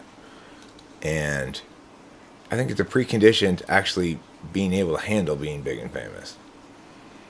It's like, if I do get big and famous, I don't think it's going to be uncomfortable for me. I think I'm going to be able to handle it fine. But I don't really believe it's going to happen, in some sense. So, I guess I won't ever believe it until I experience it. You know, because I definitely want to be famous for more than typology. I don't feel like typology is particularly central to my identity. I want to be famous for something broader than that.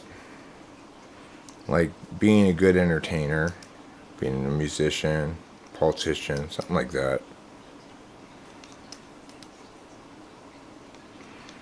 But I won't be disappointed if I fail exactly. I'm pretty satisfied and happy with the way things are.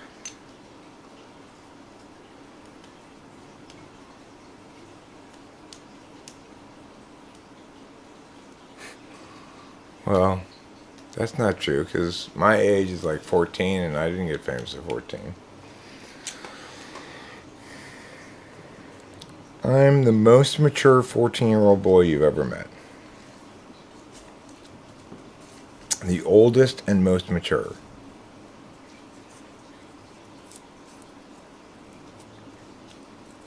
But I still have kind of a 14-year-old sense of humor. And, I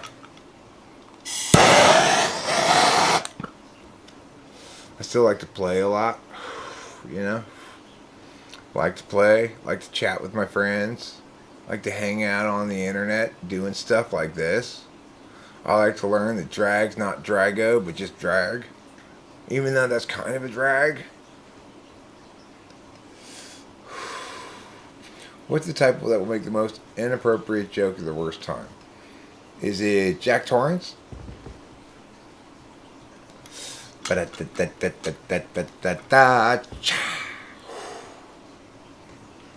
Is that who it is?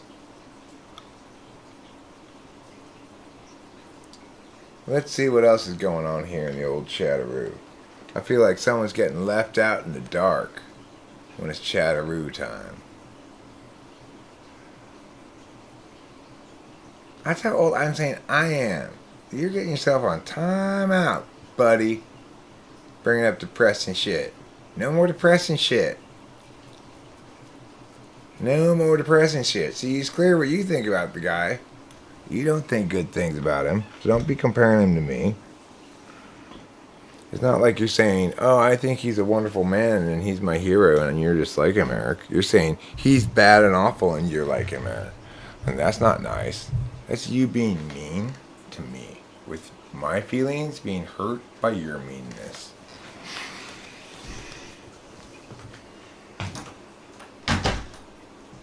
And you just earned yourself the worst fate anybody can possibly endure. A scolding in song form. That's the worst. You know you're in big, big trouble if you get scolded in song form.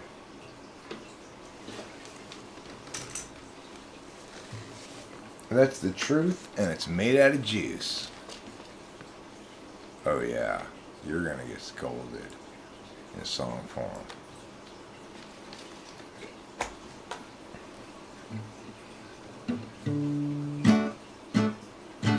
Jack was happy, Jack was fine, Jack was having a very good time, and Jack said something very, very dumb, and now he's glum, oh so glum, and feeling dumb, and oh so young, and full of wishing that he had said something else.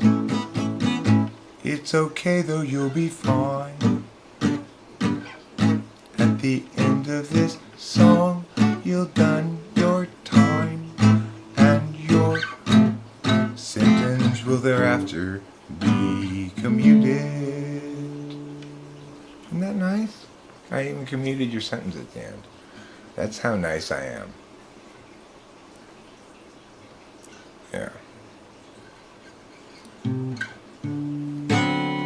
Nobody likes to talk about depressing stuff.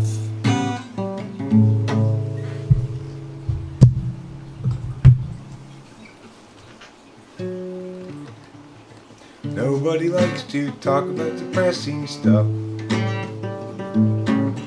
Nobody likes depressing stuff. Everything should always be happy. Sad things are bad. Everything should always be happy.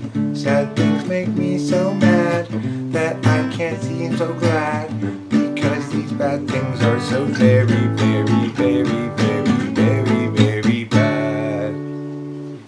Okay? So no more bad things. Only good things from now on.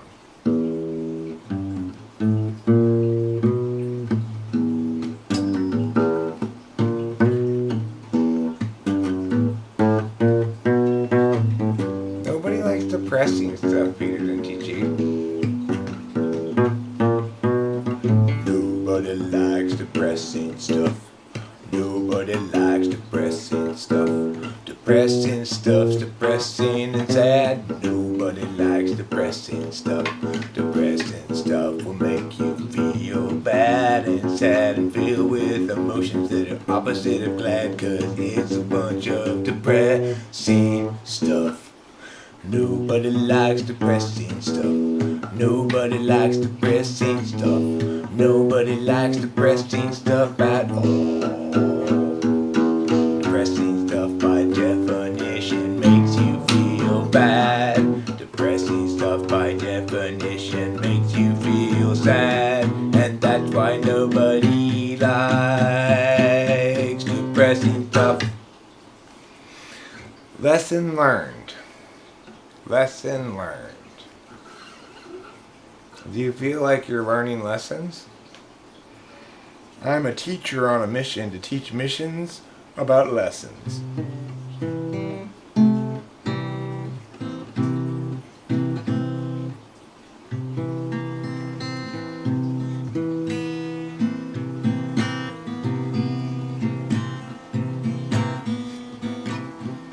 Like this, Diamond?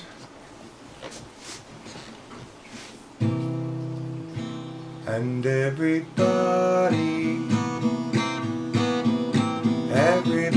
died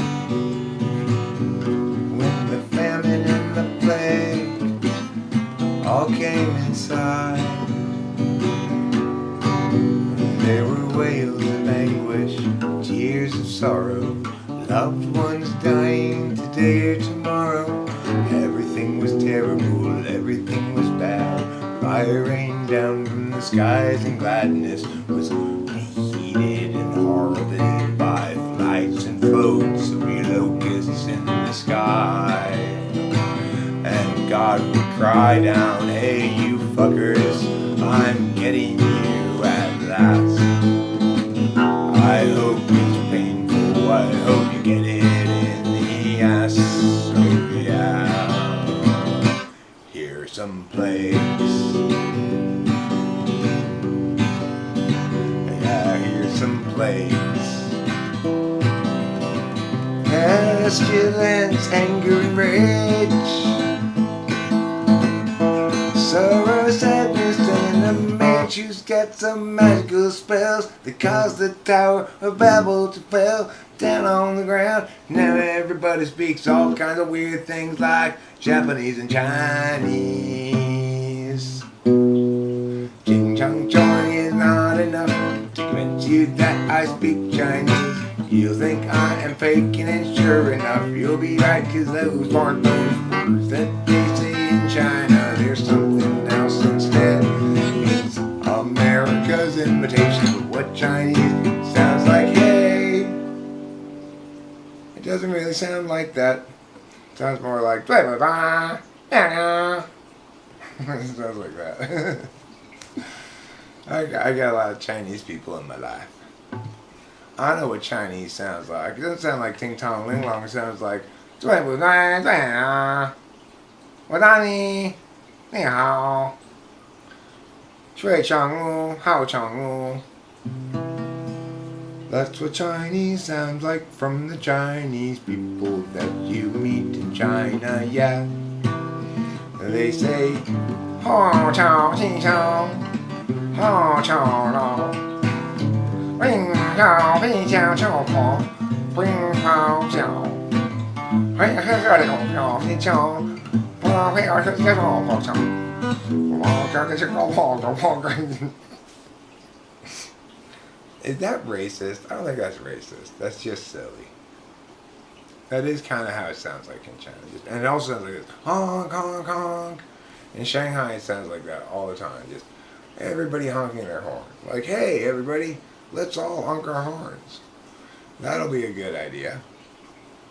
They pay no attention to pedestrians. They tell you, take your life in your hands crossing the streets over there. They will run your ass over. They are not fucking around. Do not think that you are safe as a pedestrian in Shanghai. You are lying to yourself. They will run your ass over and go, well, sorry about that bump. You know, that's it. They don't even care. They really. It's a very cloudy day in Los Angeles. And today we run out of time.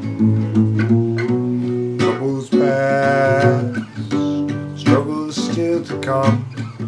The day is nearly done. Will someone buy us some more time?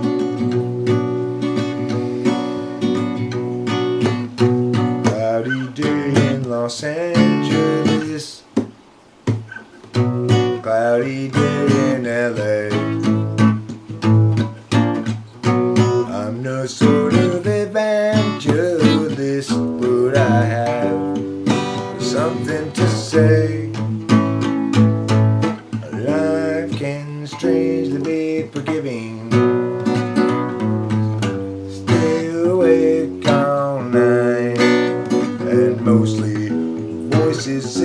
to give in. They'll try to sap your will to find. But whether I'm supposed to be here or just see unforgotten noise is sort of based on what I see here and also on what I avoid. It's a very cloudy day in Los Angeles, and today we run out of time. Struggles past, trouble is still to come. The day is nearly done. Will someone buy us some more time?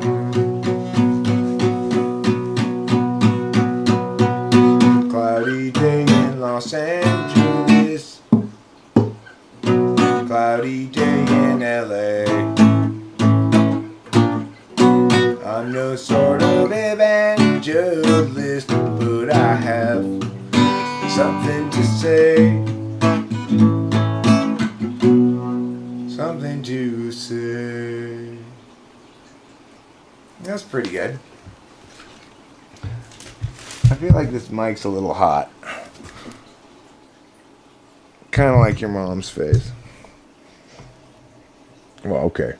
A lot hot. A lot hot. I'm not gonna lie. Here's Gregory in disguise, hands in his pockets. Now he's walking down the drive. I raised his eyes. He doesn't want you guys to realize that he's Gregory in disguise, hands in his pockets. Now he's walking down the drive. I raised his eyes. He doesn't want you guys to realize that he's Gregory in disguise. He hates the lies, wants to confront the men, always telling them, but every time he tries, they only run and hide. Again he is denied the chance to yell at them. Now he's Gregory in disguise, hands in his pockets. Now he's walking down the drive. Averts his eyes. He doesn't want you guys to realize that he's Gregory in disguise, hands in his pockets. Now he's walking down the drive. Averts his eyes. He doesn't want you guys to realize that he's Gregory in disguise. He hates the lies, wants to confront the men, always telling them, but every time he tries, they only run and hide. Again he is denied the chance to yell at them. Bridge brings out a new approach. Sneakily he'll try to encroach upon the guilty, then perhaps he'll get the chance to yell at them. He's Gregory in disguise, hands in his pockets. Now he's walking down the drive. Averts his eyes. He doesn't want you guys to realize that he's Gregory in disguise, hands in his pockets. Now he's walking down the drive. Averts his eyes. He doesn't want you guys to realize that he's Gregory in disguise. He hates the lies, wants to confront the men, always telling them, but every time he tries, they only run and hide. Again he is denied the chance to yell at them. Ah, that was nice. That felt good to play. Middle-class white dude said so. Don't trust them. Don't trust those people. They're terrible. They're all terrible, terrible people.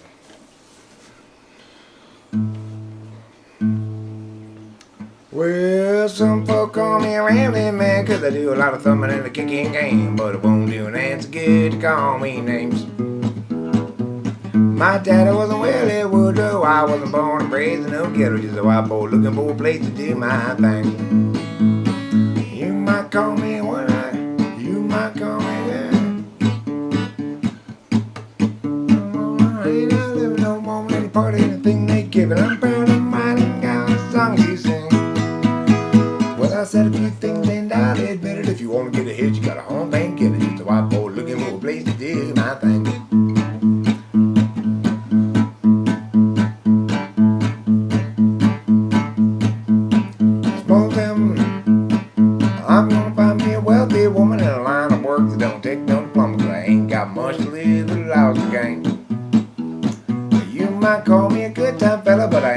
black and I ain't no yellow, just a white boy looking for a place to do my thing.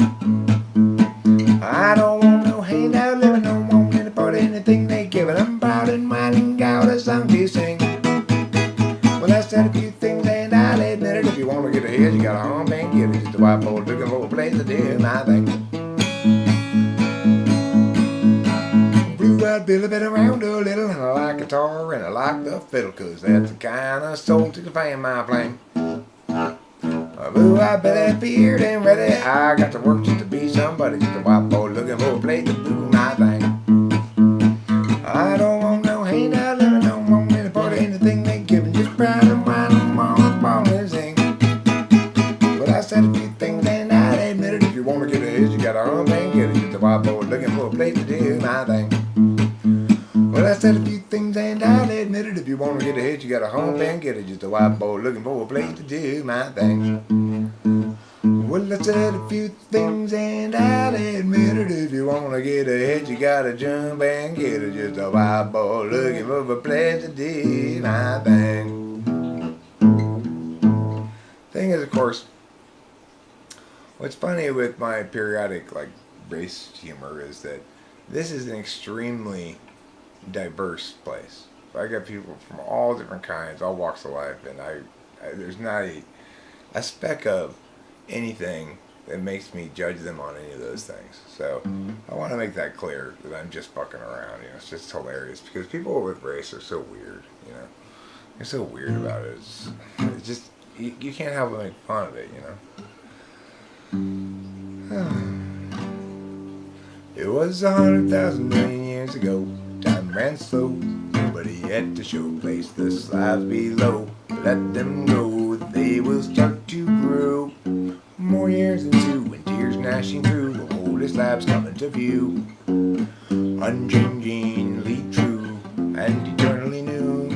But when the slope appears in charge today, options at large show other ways.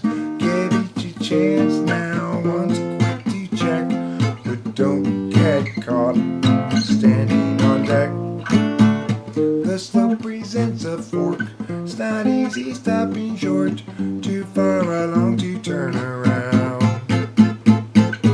Perhaps the better course is headed ever north. Now there's a fitter force, enemy ground. That was 100,000 million years ago. Fucking hard. It was 100,000 million years ago.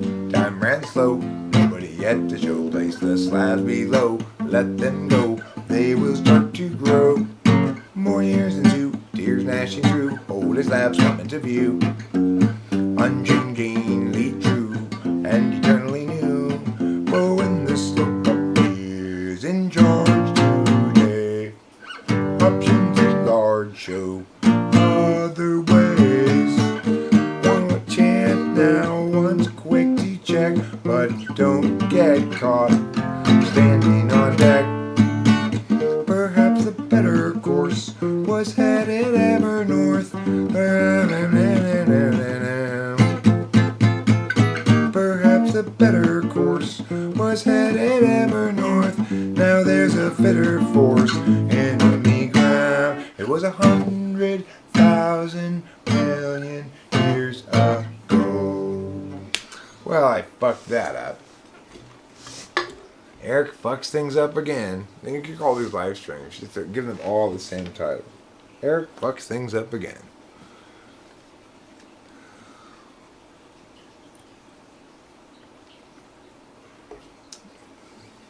I'm a pliff and dip and dorm.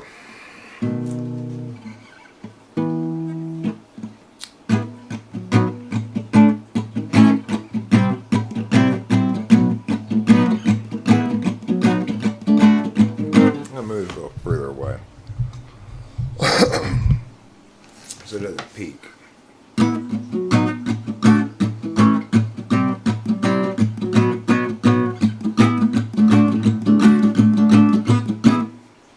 Oh, we need to see. Oh, we need to know.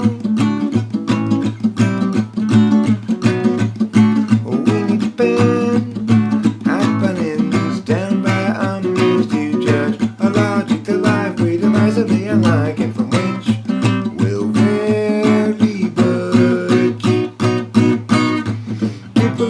everywhere, gather up enemies, outrage that tile, they missed a sign. How do they set their priorities? These tyrant, backstabbing entities, ensuing heartache and misery follow necessarily from their savage ways.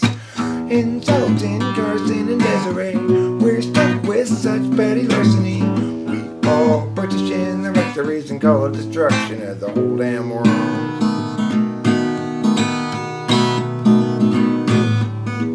Judy shares now her limits,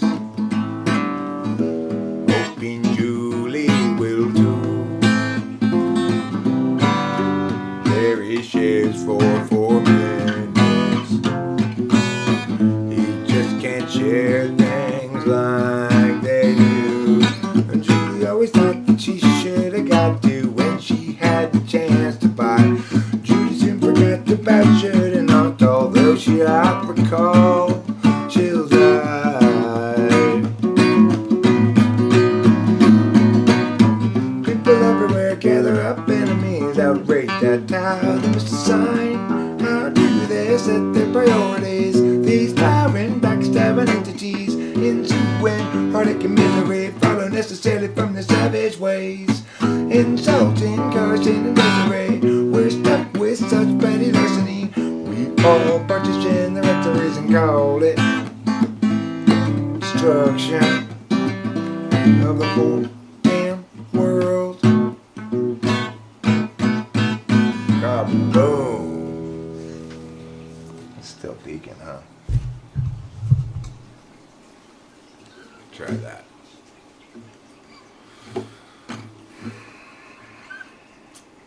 What else have I memorized? Anything? Some things.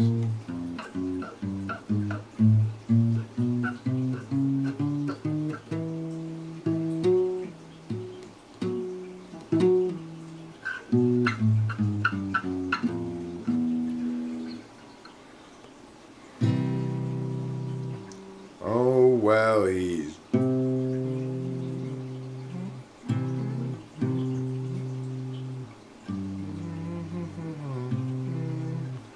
pucker tart, lemon squeeze, the friendliest guy that you can see. Yes, he wants to be your friend, but he comes from around the bend, and it will be a while till he sees you again. He's pucker tart, lemon squeeze, he's a friend to you and me. He's international delights, favorite go-to right-hand guy. He's international like him, but he's also busy like his friend Beaver Bee.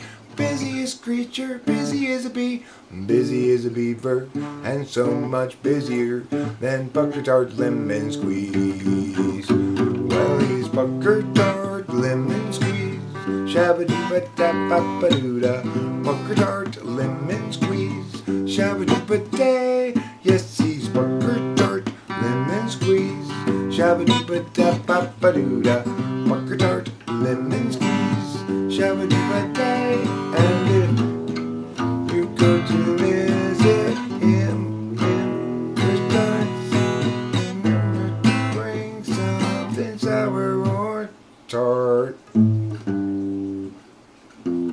He's not a fan of sugary treats. I can't remember it. Shame on Eric.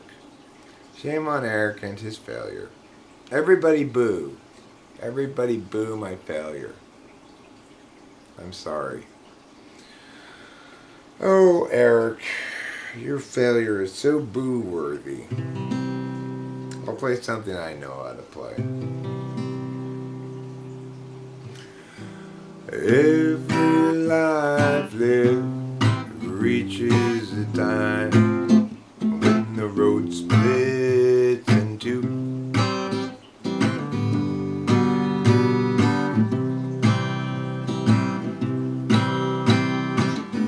There are times, dark times, times of despair, times when it's hard to feel good. That's when I look for sack full of solvency and that satchel of helpful goods. Satchel of helpful goods. Satchel of helpful goods. Satchel of helpful goods. Every life lived reaches a time when the road comes to an end.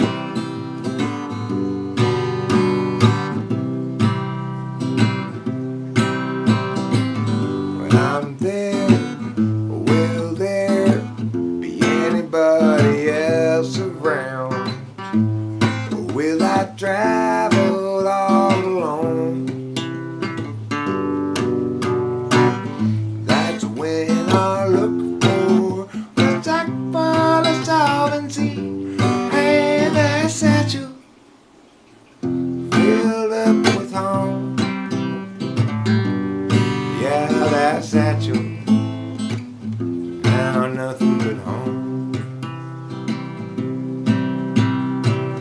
Satchel of helpful goods. Satchel of helpful goods. Satchel of helpful goods.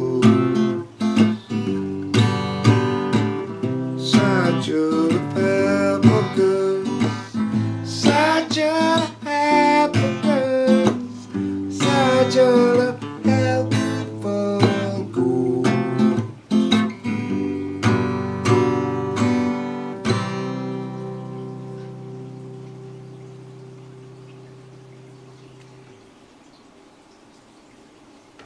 What's the sad song?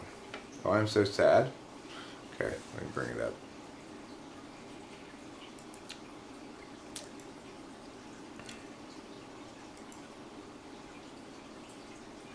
I like your chart, lady. I like the fact you're Lady Luce, I can just call you Lady. That's so convenient. I wish I could call all ladies Lady. Hey, lady. Yep, you don't get a name, you're just a lady. People love that. People love being reduced like that. Shh, you're just a lady, I say to them. People absolutely love that. Oh, Eric, tell us again how we're just ladies. Okay, you guys are just ladies, so just enough, alright? I'm so sick and tired of ladies who like think they're fancy or something. It's like, hey, you're just ladies. Anyway. Oops, I wasn't supposed to say that out loud. No, I'm just kidding. I don't really feel that way about ladies.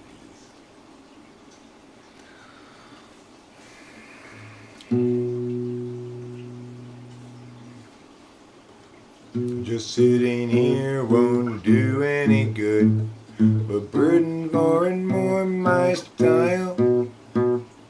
I seek the sure ways of standing where I stood, 'cause I've been stuck here a while.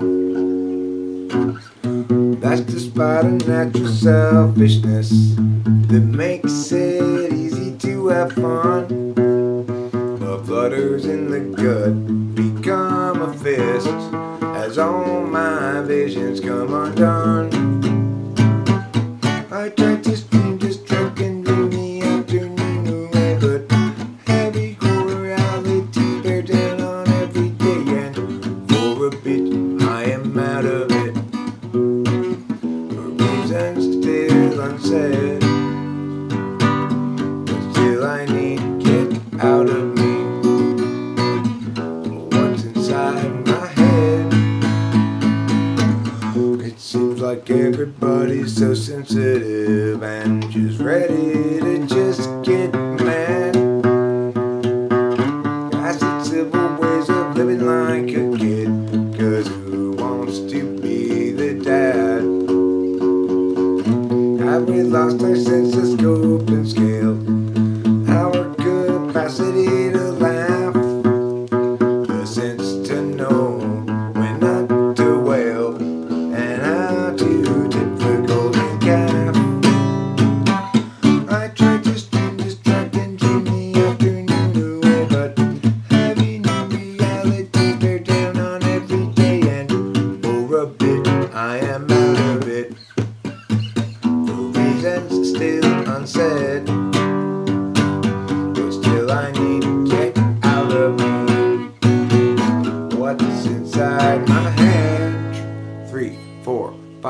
6, 7, 8. And still I'm sad, so sad for me, sad for her, unhappily.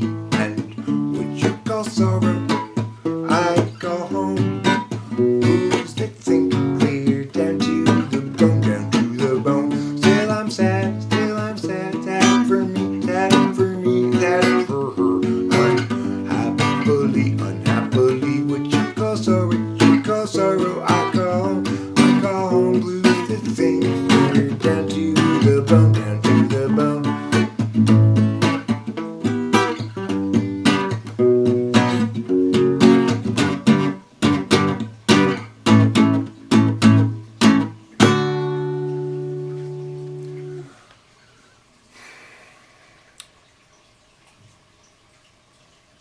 Oh, the sorrow, oh, the sadness, oh, the sorrow and the sadness. Feel it in your heart, feel it in your bones. Those are the kind of sorrowful feelings that you'll get today on Talking with Spanish People. You're living on a time frame I will never know. Alienation and humanity's soul. Imagine you a future after the collapse, returning to the urgency of isolated past. Picturing community free of metaphysics. You're hunting buffalo while you're picking red delicious. Knowledge of the seasons and wisdoms of old. Fires blazing in the night to keep away the cold. I want to check something before I start that song. I'm not having a mic problem. Good. Okay. Am I having a bike problem? Okay. Oh, right. It needs to be fast. You're right, Diamond. It needed to be faster. I was wrong in my lack of fastness, and I will bear the stamp of wrongness upon my soul for the rest of my life. I deserve it, and I thank you for correcting me. You're living on a time frame I will never know. Alienation and humanity's soul. Imagine you a future after the collapse, returning to the urgency of isolated past. Picturing community free of metaphysics, hunting buffalo, picking red delicious, knowledge of the seasons, wisdoms of old, fires blazing in the night to keep away the cold. Hostility is kept at bay by what you think is in the way of life as children of the land, with an agave weatherman. Imagining a history that never could have been. You lecture at the college, advancement is a sin, lamenting disconnection and every corporate act, asserting all your feelings and ignoring all the facts. Hostility is kept at bay, hostility is kept at bay. What you think is in the way, what you think is in the way. Life for children of the land, with an agave weatherman. You find maternity just so banal. Wish you had been born any time but now, and your experience won't run afoul of exceptions you might allow.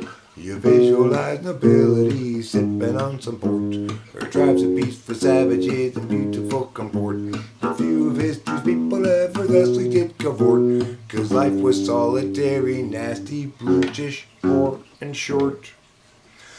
Hostility is kept at bay, hostility is kept at bay by what you think is in the way, what you think is in the way.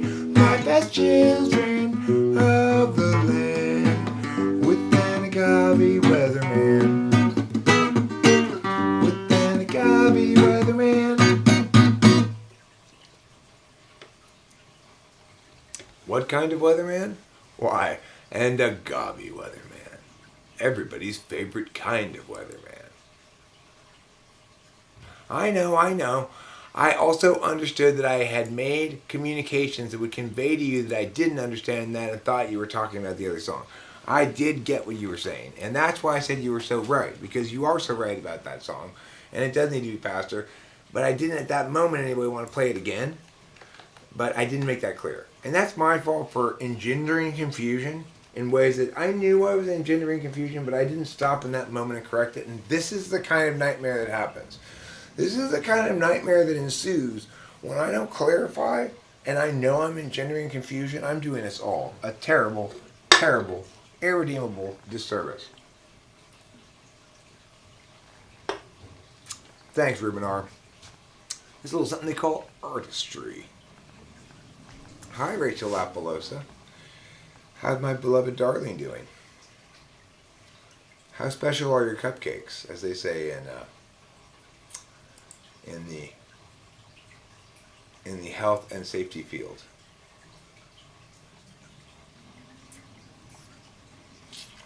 Are you feeling okay? Are you feeling all right? I've been telling people how I was worried about you. They said, she's fine. They didn't really care, but I'm just kidding.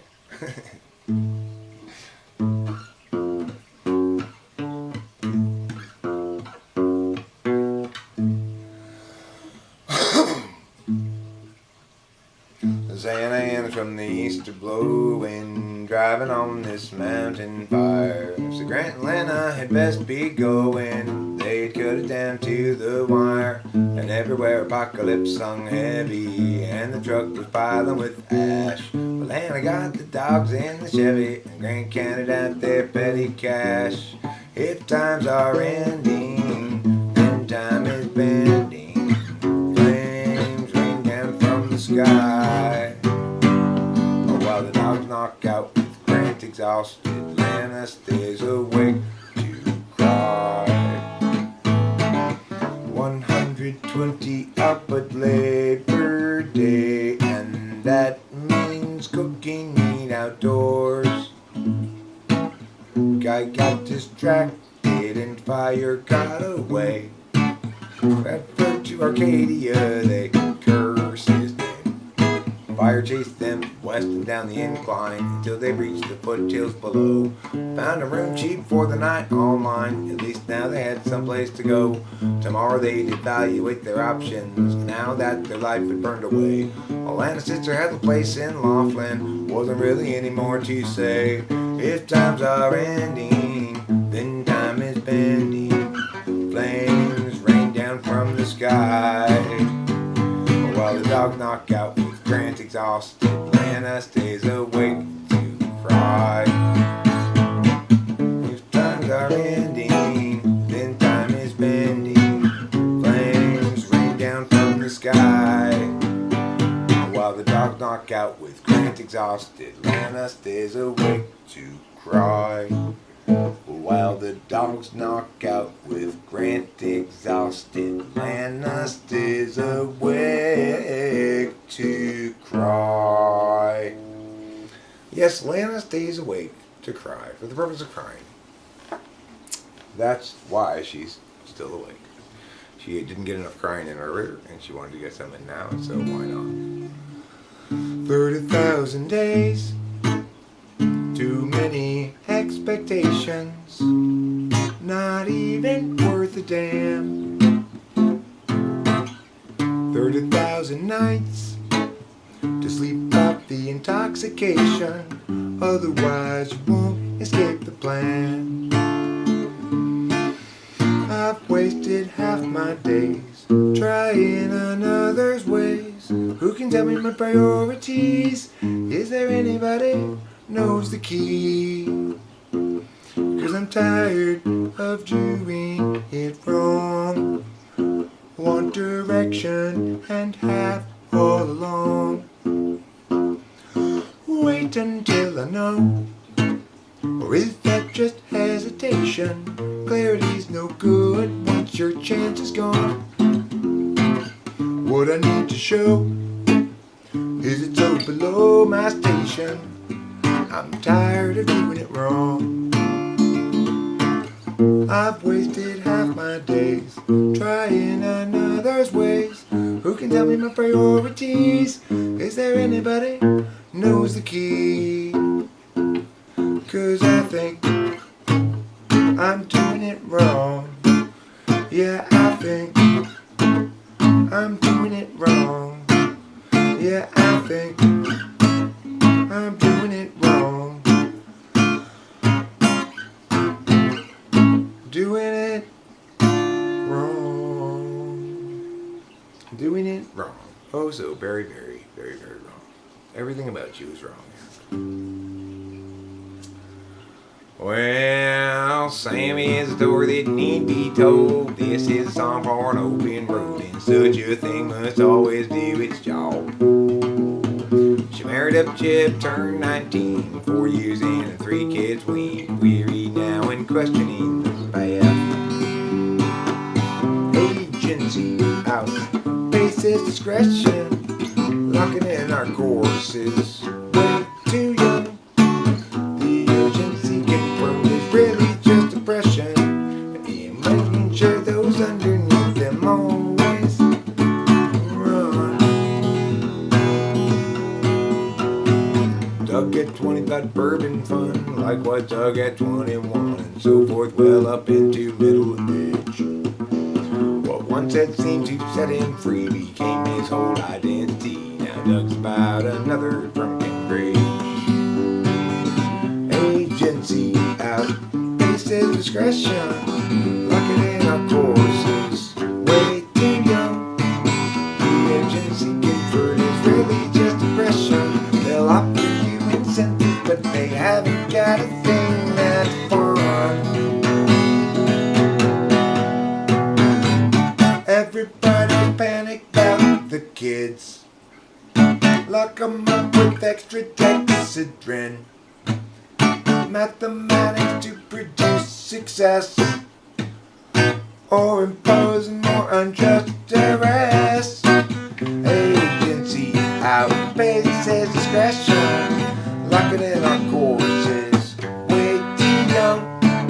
The urgency comfort is really just depression, making sure those underneath them always run. Without consent, it's really just oppression by parasites surviving on their wages earned by lying. Well, they feed their fear of dying. Yeah, they feed upon the futures of the young.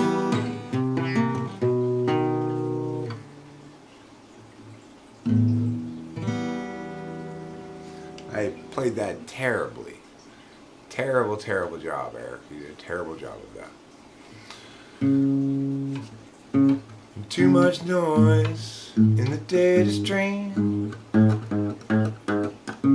loud enough to disrupt someone else's dream. Frustrations mean mistakes are made, until it seems everybody's just throwing shade. I won't be another casualty of other people's well-intentioned rules. I used to think that some tomorrow there was time for yesterday. It's not the sort of thing that one can borrow. No one willing still to lend a day. Your uncertainty's implicit, just like an unexpected visit from a bunch of men all dressed in blue suits.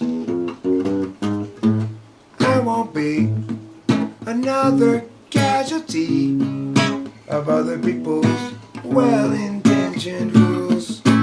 I used to think that some tomorrow there'd be time for yesterday. I had to let the cat in. That was terrible too. That was terrible as well. Everybody boo and throw things at me. Throw rotten tomatoes at me right now, please. I deserve nothing but rotten tomatoes. No fresh tomatoes, please. I'm gonna try to remedy. I'm gonna try to step up from rotten tomatoes to slightly less rotten tomatoes on this one. Gerald has a thought. Gerald has a lot. Gerald has a plot to get the margarine tater tots. He's got a good idea for a name-changing business. Thinking now about what to call Christmas when they fire his firm to change that name. Gerald always thought there'd be chance enough to return to the work after rough. He'd get back to it eventually. But his visions piled up and his plans would interrupt all the work that started off so hopefully. Now his mind is back on his business, thinking of changing factless to listless. So how all the people will shout his name. And Gerald knows he understands ever more clearly now. He won't provide explanation, providing the why, the how. He'll see you and know you from inside your heart. Exciting, delighting, Gerald plays his part. And Gerald still knew there's too much to do, and he had dropped time in the interview. Too much to do, but so where now and what? And too much time spent picking this cue with you. Gerald has a thought, Gerald has a lot, Gerald has a plot to get the margarine tasty spots. He's got a good idea for a name-changing business, thinking now about what he'll call Christmas when they hire his firm to change that name. Gerald has a thought.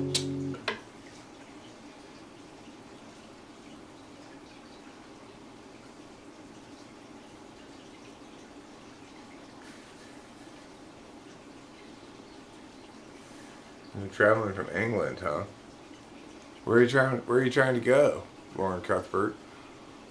Why don't you and Mac Daddy split a hotel room in Los Angeles? It's cheap ones. I'd get you a good deal. I can maybe even get you a free hotel room. It's possible. You and Mac Daddy are both young women, so any sort of problems that might arise would be scissoring related. Scissoring related problems. Those are less concerning sometimes than other kinds of related problems. No, Mac Daddy's not from England, but neither is she from LA. And she's been talking about traveling here, and that's not totally gay. And I thought maybe Lauren Cuthbert and she could split a room and arrive at the same time, and we would have a party every noon from 10 to 12 and 12 to 2 and 2 to 4 and 6 to 8 and 10 to 12 at night. Doesn't that sound fun? Constant party. It's time for a constant party. Time to constantly party. Time for a constant party. Oh yeah, yeah, yeah, yeah, yeah. Oh yeah, yeah, yeah. Scissor party. Lauren and Mac come to see us, but just scissor all day and night. Scissor left, scissor right, scissor together through the night until Mac Daddy's black and blue. Lauren scissoring his heart on you. She scissors relentlessly, but now she too is black and blue. They giggle together, you and me, Lauren and Mac Daddy. That's the love song of Lauren and Mac Daddy having a scissoring party. Well, supposed to be visiting me and Rachel, but they end up staying in the hotel room the whole time scissoring. That's the kind of thing that happens when you put two women together these days. Oh, it's very glamorous. Very, very glamorous. You don't get how glamorous it is. That's your fault. You have a glamorous identification deficiency, which prevents you from identifying glamour adequately.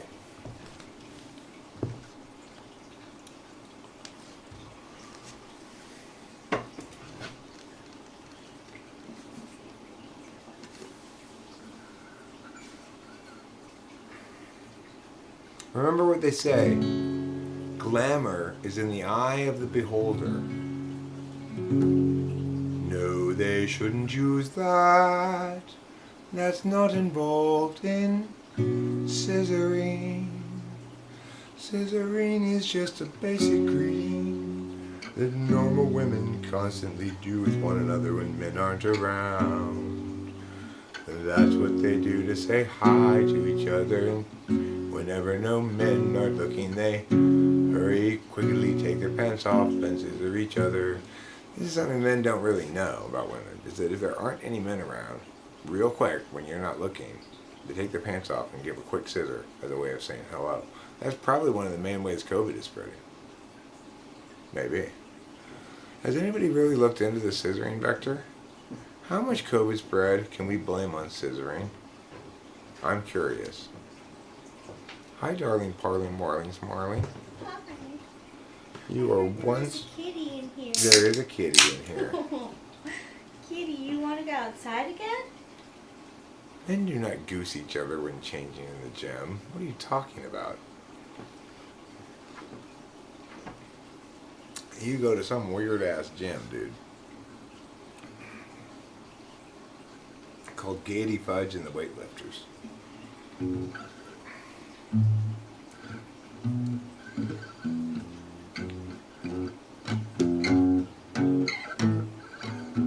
It's still raining.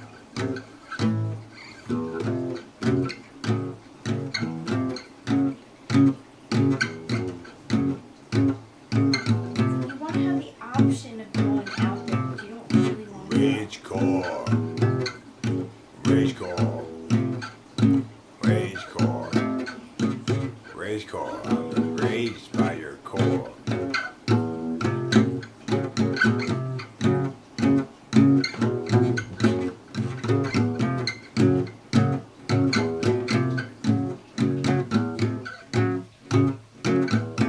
Rage core. Rage core. Rage core. Women can't breathe through their cloacas. I don't think they have cloacas. Are that for birds? Don't birds have cloacas? Please get your cloaca out my anus. Anus. Please get your cloaca out my face. Nobody asked you to bring your cloaca in the first place. Jack, you seem somewhat sometimes angry at me. I wonder why that is so. Do you feel kind of sad when these dreams are over bad? Or do you just dismiss it as, whoa, well, Eric's totally wrong again. You can't wait to get be wrong again. Being wrong, you know, he's got no better friend. He can't wait to go and be wrong again. I wish I could play that song, but I can't play that song. I don't know how to play it. I never mastered the art. Are you here to talk to me about anything? I wanted to see Kitty. Oh, how are you feeling? I'm okay. You still tingly? Yeah. How bad is it? It's better than yesterday. That's good. I don't know if I should wait till tomorrow or get it checked out now. What do you think? What do you guys think? Yeah. Let's talk about Rachel's sickness. What's wrong with Rachel and what we should do. Rachel, Yeah. come sit down here and tell everybody what's wrong with you. There you go. I'll put the camera on. Hello. What's I wrong do. with I Rachel? look We're sick. looking for amateur doctors here, okay? Amateur doctors. Amateur doctors. Come help us. What is Rachel? Yeah, What's wrong what with am Rachel? I have numbness and tingling in my hands and my feet. And it feels like there's pins and needles. Ginger tea. We do have tea. Doctors without degrees, Try exactly. to describe how you felt a couple of days ago versus how you feel today. So a couple days ago, I had chills and the sweats. Now, I came outside because I wanted to see Kitty, but also am experiencing a little bit of the sweats again. Google says it's diabetes. Google says it's like a I keep on seeing a low-grade flu. It could be. I haven't taken any new medication. Since when? Since what day? What's the last day you took medication? Well, I took 2 days ago. 2 days ago. So she did DMT though, which is Yeah. new medication. I haven't changed my meds. I've been taking the same. What do I take? She didn't take them the last couple of days because she doesn't need them. She's like out for the count. Yeah, I'm very so like I have extreme exhaustion. I'd say I could sleep probably a couple more hours. I think she's got serotonin syndrome. Google that. Yeah. That's what I think she's got.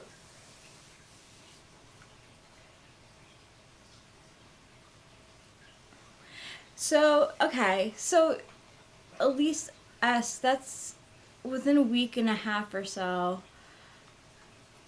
Serotonin syndrome. Damn. It really might be that. I can taste my food. I have eaten today. And I'm keeping my food down, which is really good. Aren't you sleeping her ass off? And I'm sleeping. Yeah. I know I look very pale too. And And the other thing is, despite not taking her drugs for the last couple of days because I suspect it's serotonin syndrome, she's not like acting like she hasn't taken her drugs, you know? yeah. What do you have to say about that part of it? Do you feel like mentally very stable? Yeah, I do. Side doctor if you can afford it. I mean, my inclination is to give it a day or two. Yeah. Because she does say it's better today in terms of less tingling. Yes, it So that seems helps. like it has been like improving. I've been improving. It's just something that I've never. There's also like I threw out my back, but so I don't know if it's pinched nerve, but that happened. A while back. I remember when that happened. Is it still bothering you? No. Well, not that I can feel. Yeah, I think sniffly, runny nose. I did have a runny nose. I have a little bit of a cough. I haven't actually checked my my phlegm to see if it's any color or not. You don't seem especially phlegmy. No. She was coughing, I believe, Yeah, I've been coughing. when she threw out her back. And he's asking what you do when you throw out your back. Oh, coughing. I was coughing when I threw out my back. Yeah.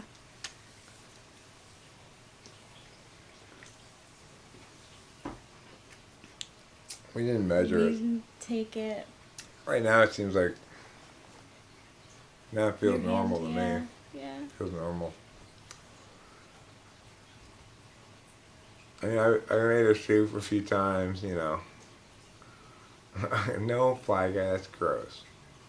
Don't be gross. No, I'm not gonna do that. So I'm just thinking, if tomorrow you feel better, then Then I'm on the upswing. yeah, My concern is if you keep not taking your benzos for too long, you might go through benzo withdrawal. But I'd say you probably have enough built up for a couple of days. I think so. Yeah. Because I've been taking it so consistently. Yeah. So right now she's on a no drug regimen, plus lots of fluids and soups and stuff. Yeah, fluids. And we're hoping that helps her feel better. And she's been sleeping, like I said, without any sleeping drugs, which is very unusual for her. Which makes me think, okay, whatever are in those sleeping drugs, maybe she already has plenty of it going on in her brain and doesn't need any more, you know? Yeah. So, anyway, that's our current plan. So that's good. Do you feel better to talk to the internet about it a little bit? Avoid dairy. Good advice. That is good advice. She had chicken soup today and onion soup. Thanks. Neither of which had dairy in them. So anyway, I've been worried about her today. It took me kind of a while to accept that she was going to be okay and I could come outside and play a little bit. Oh, I'm glad that you did. Thanks, Darlene. Well, also, I saw you in there watching something. You probably didn't want me bugging you. No, I was,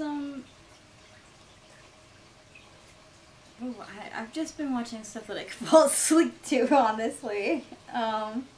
Specific neurological symptoms seen in people with COVID-19 include loss of smell, inability to taste, muscle weakness, tingling, or numbness in hands and feet, dizziness, confusion, delirium, seizures, and strokes. My mom read that too. I mean, that's like everything in the world. Yeah. Come on. She might have the vid, but the thing is, I wouldn't find that clarifying even if she did. I still think it's also, there's a lot of conditions of MF for serotonin syndrome, and so in that regard, I think she needs to get a COVID test. Okay. I don't know if we can, how easy it is to get one, but you want to try to schedule one, Rachel? COVID test? Yeah. Well, should we try to get one of the home tests, or? I don't know. How do you get a home test?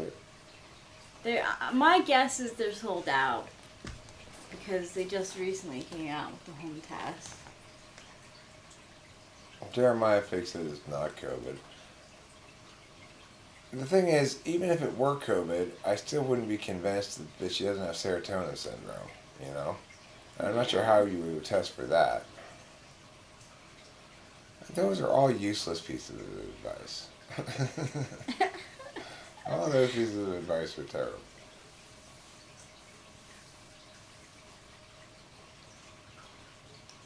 I don't know. We could go down to the CVS or something. We could go to the one with the drive-through test window. Oh, yeah. If you wanted to. Yeah, Rachel Gerard, that's what I'm thinking too, is if it is your serotonin syndrome, it should just wear off by like tomorrow. That's what I'm starting to think it is too, because like this morning, I was like, oh, I can feel more temperature and I can feel more in my hands. So it's like very small, but it's getting better. That's good.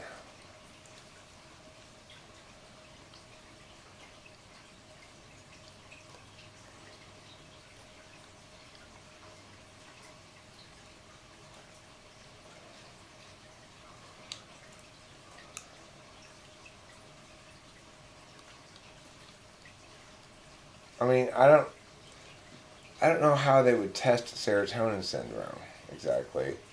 I think it's something they've noted in people who mix various serotonin drugs, and sort of deduced it. I don't know if they have a test for it even. What makes serotonin? Your pituitary gland, like everything. Your pituitary gland is responsible for everything, from your blood to your air to your brain to everything. It's all centered in your pituitary gland. That's why people should constantly be asking each other, hey bud, how's your pituitary? Because that's where you know you're healthy. Mm-hmm. It's true. Oh, is the kitty over here? Yes, she is. Oh my goodness. You're being such a kitty.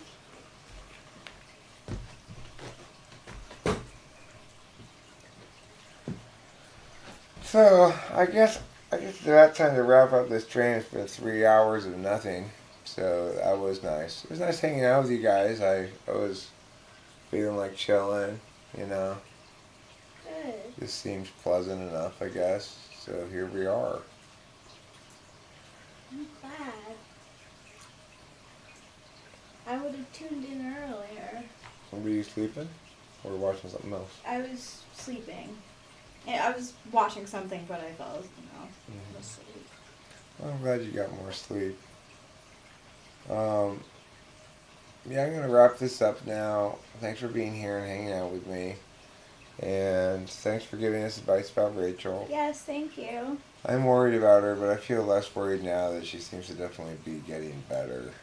That's the important thing. So, Yeah. okay, goodbye, everybody.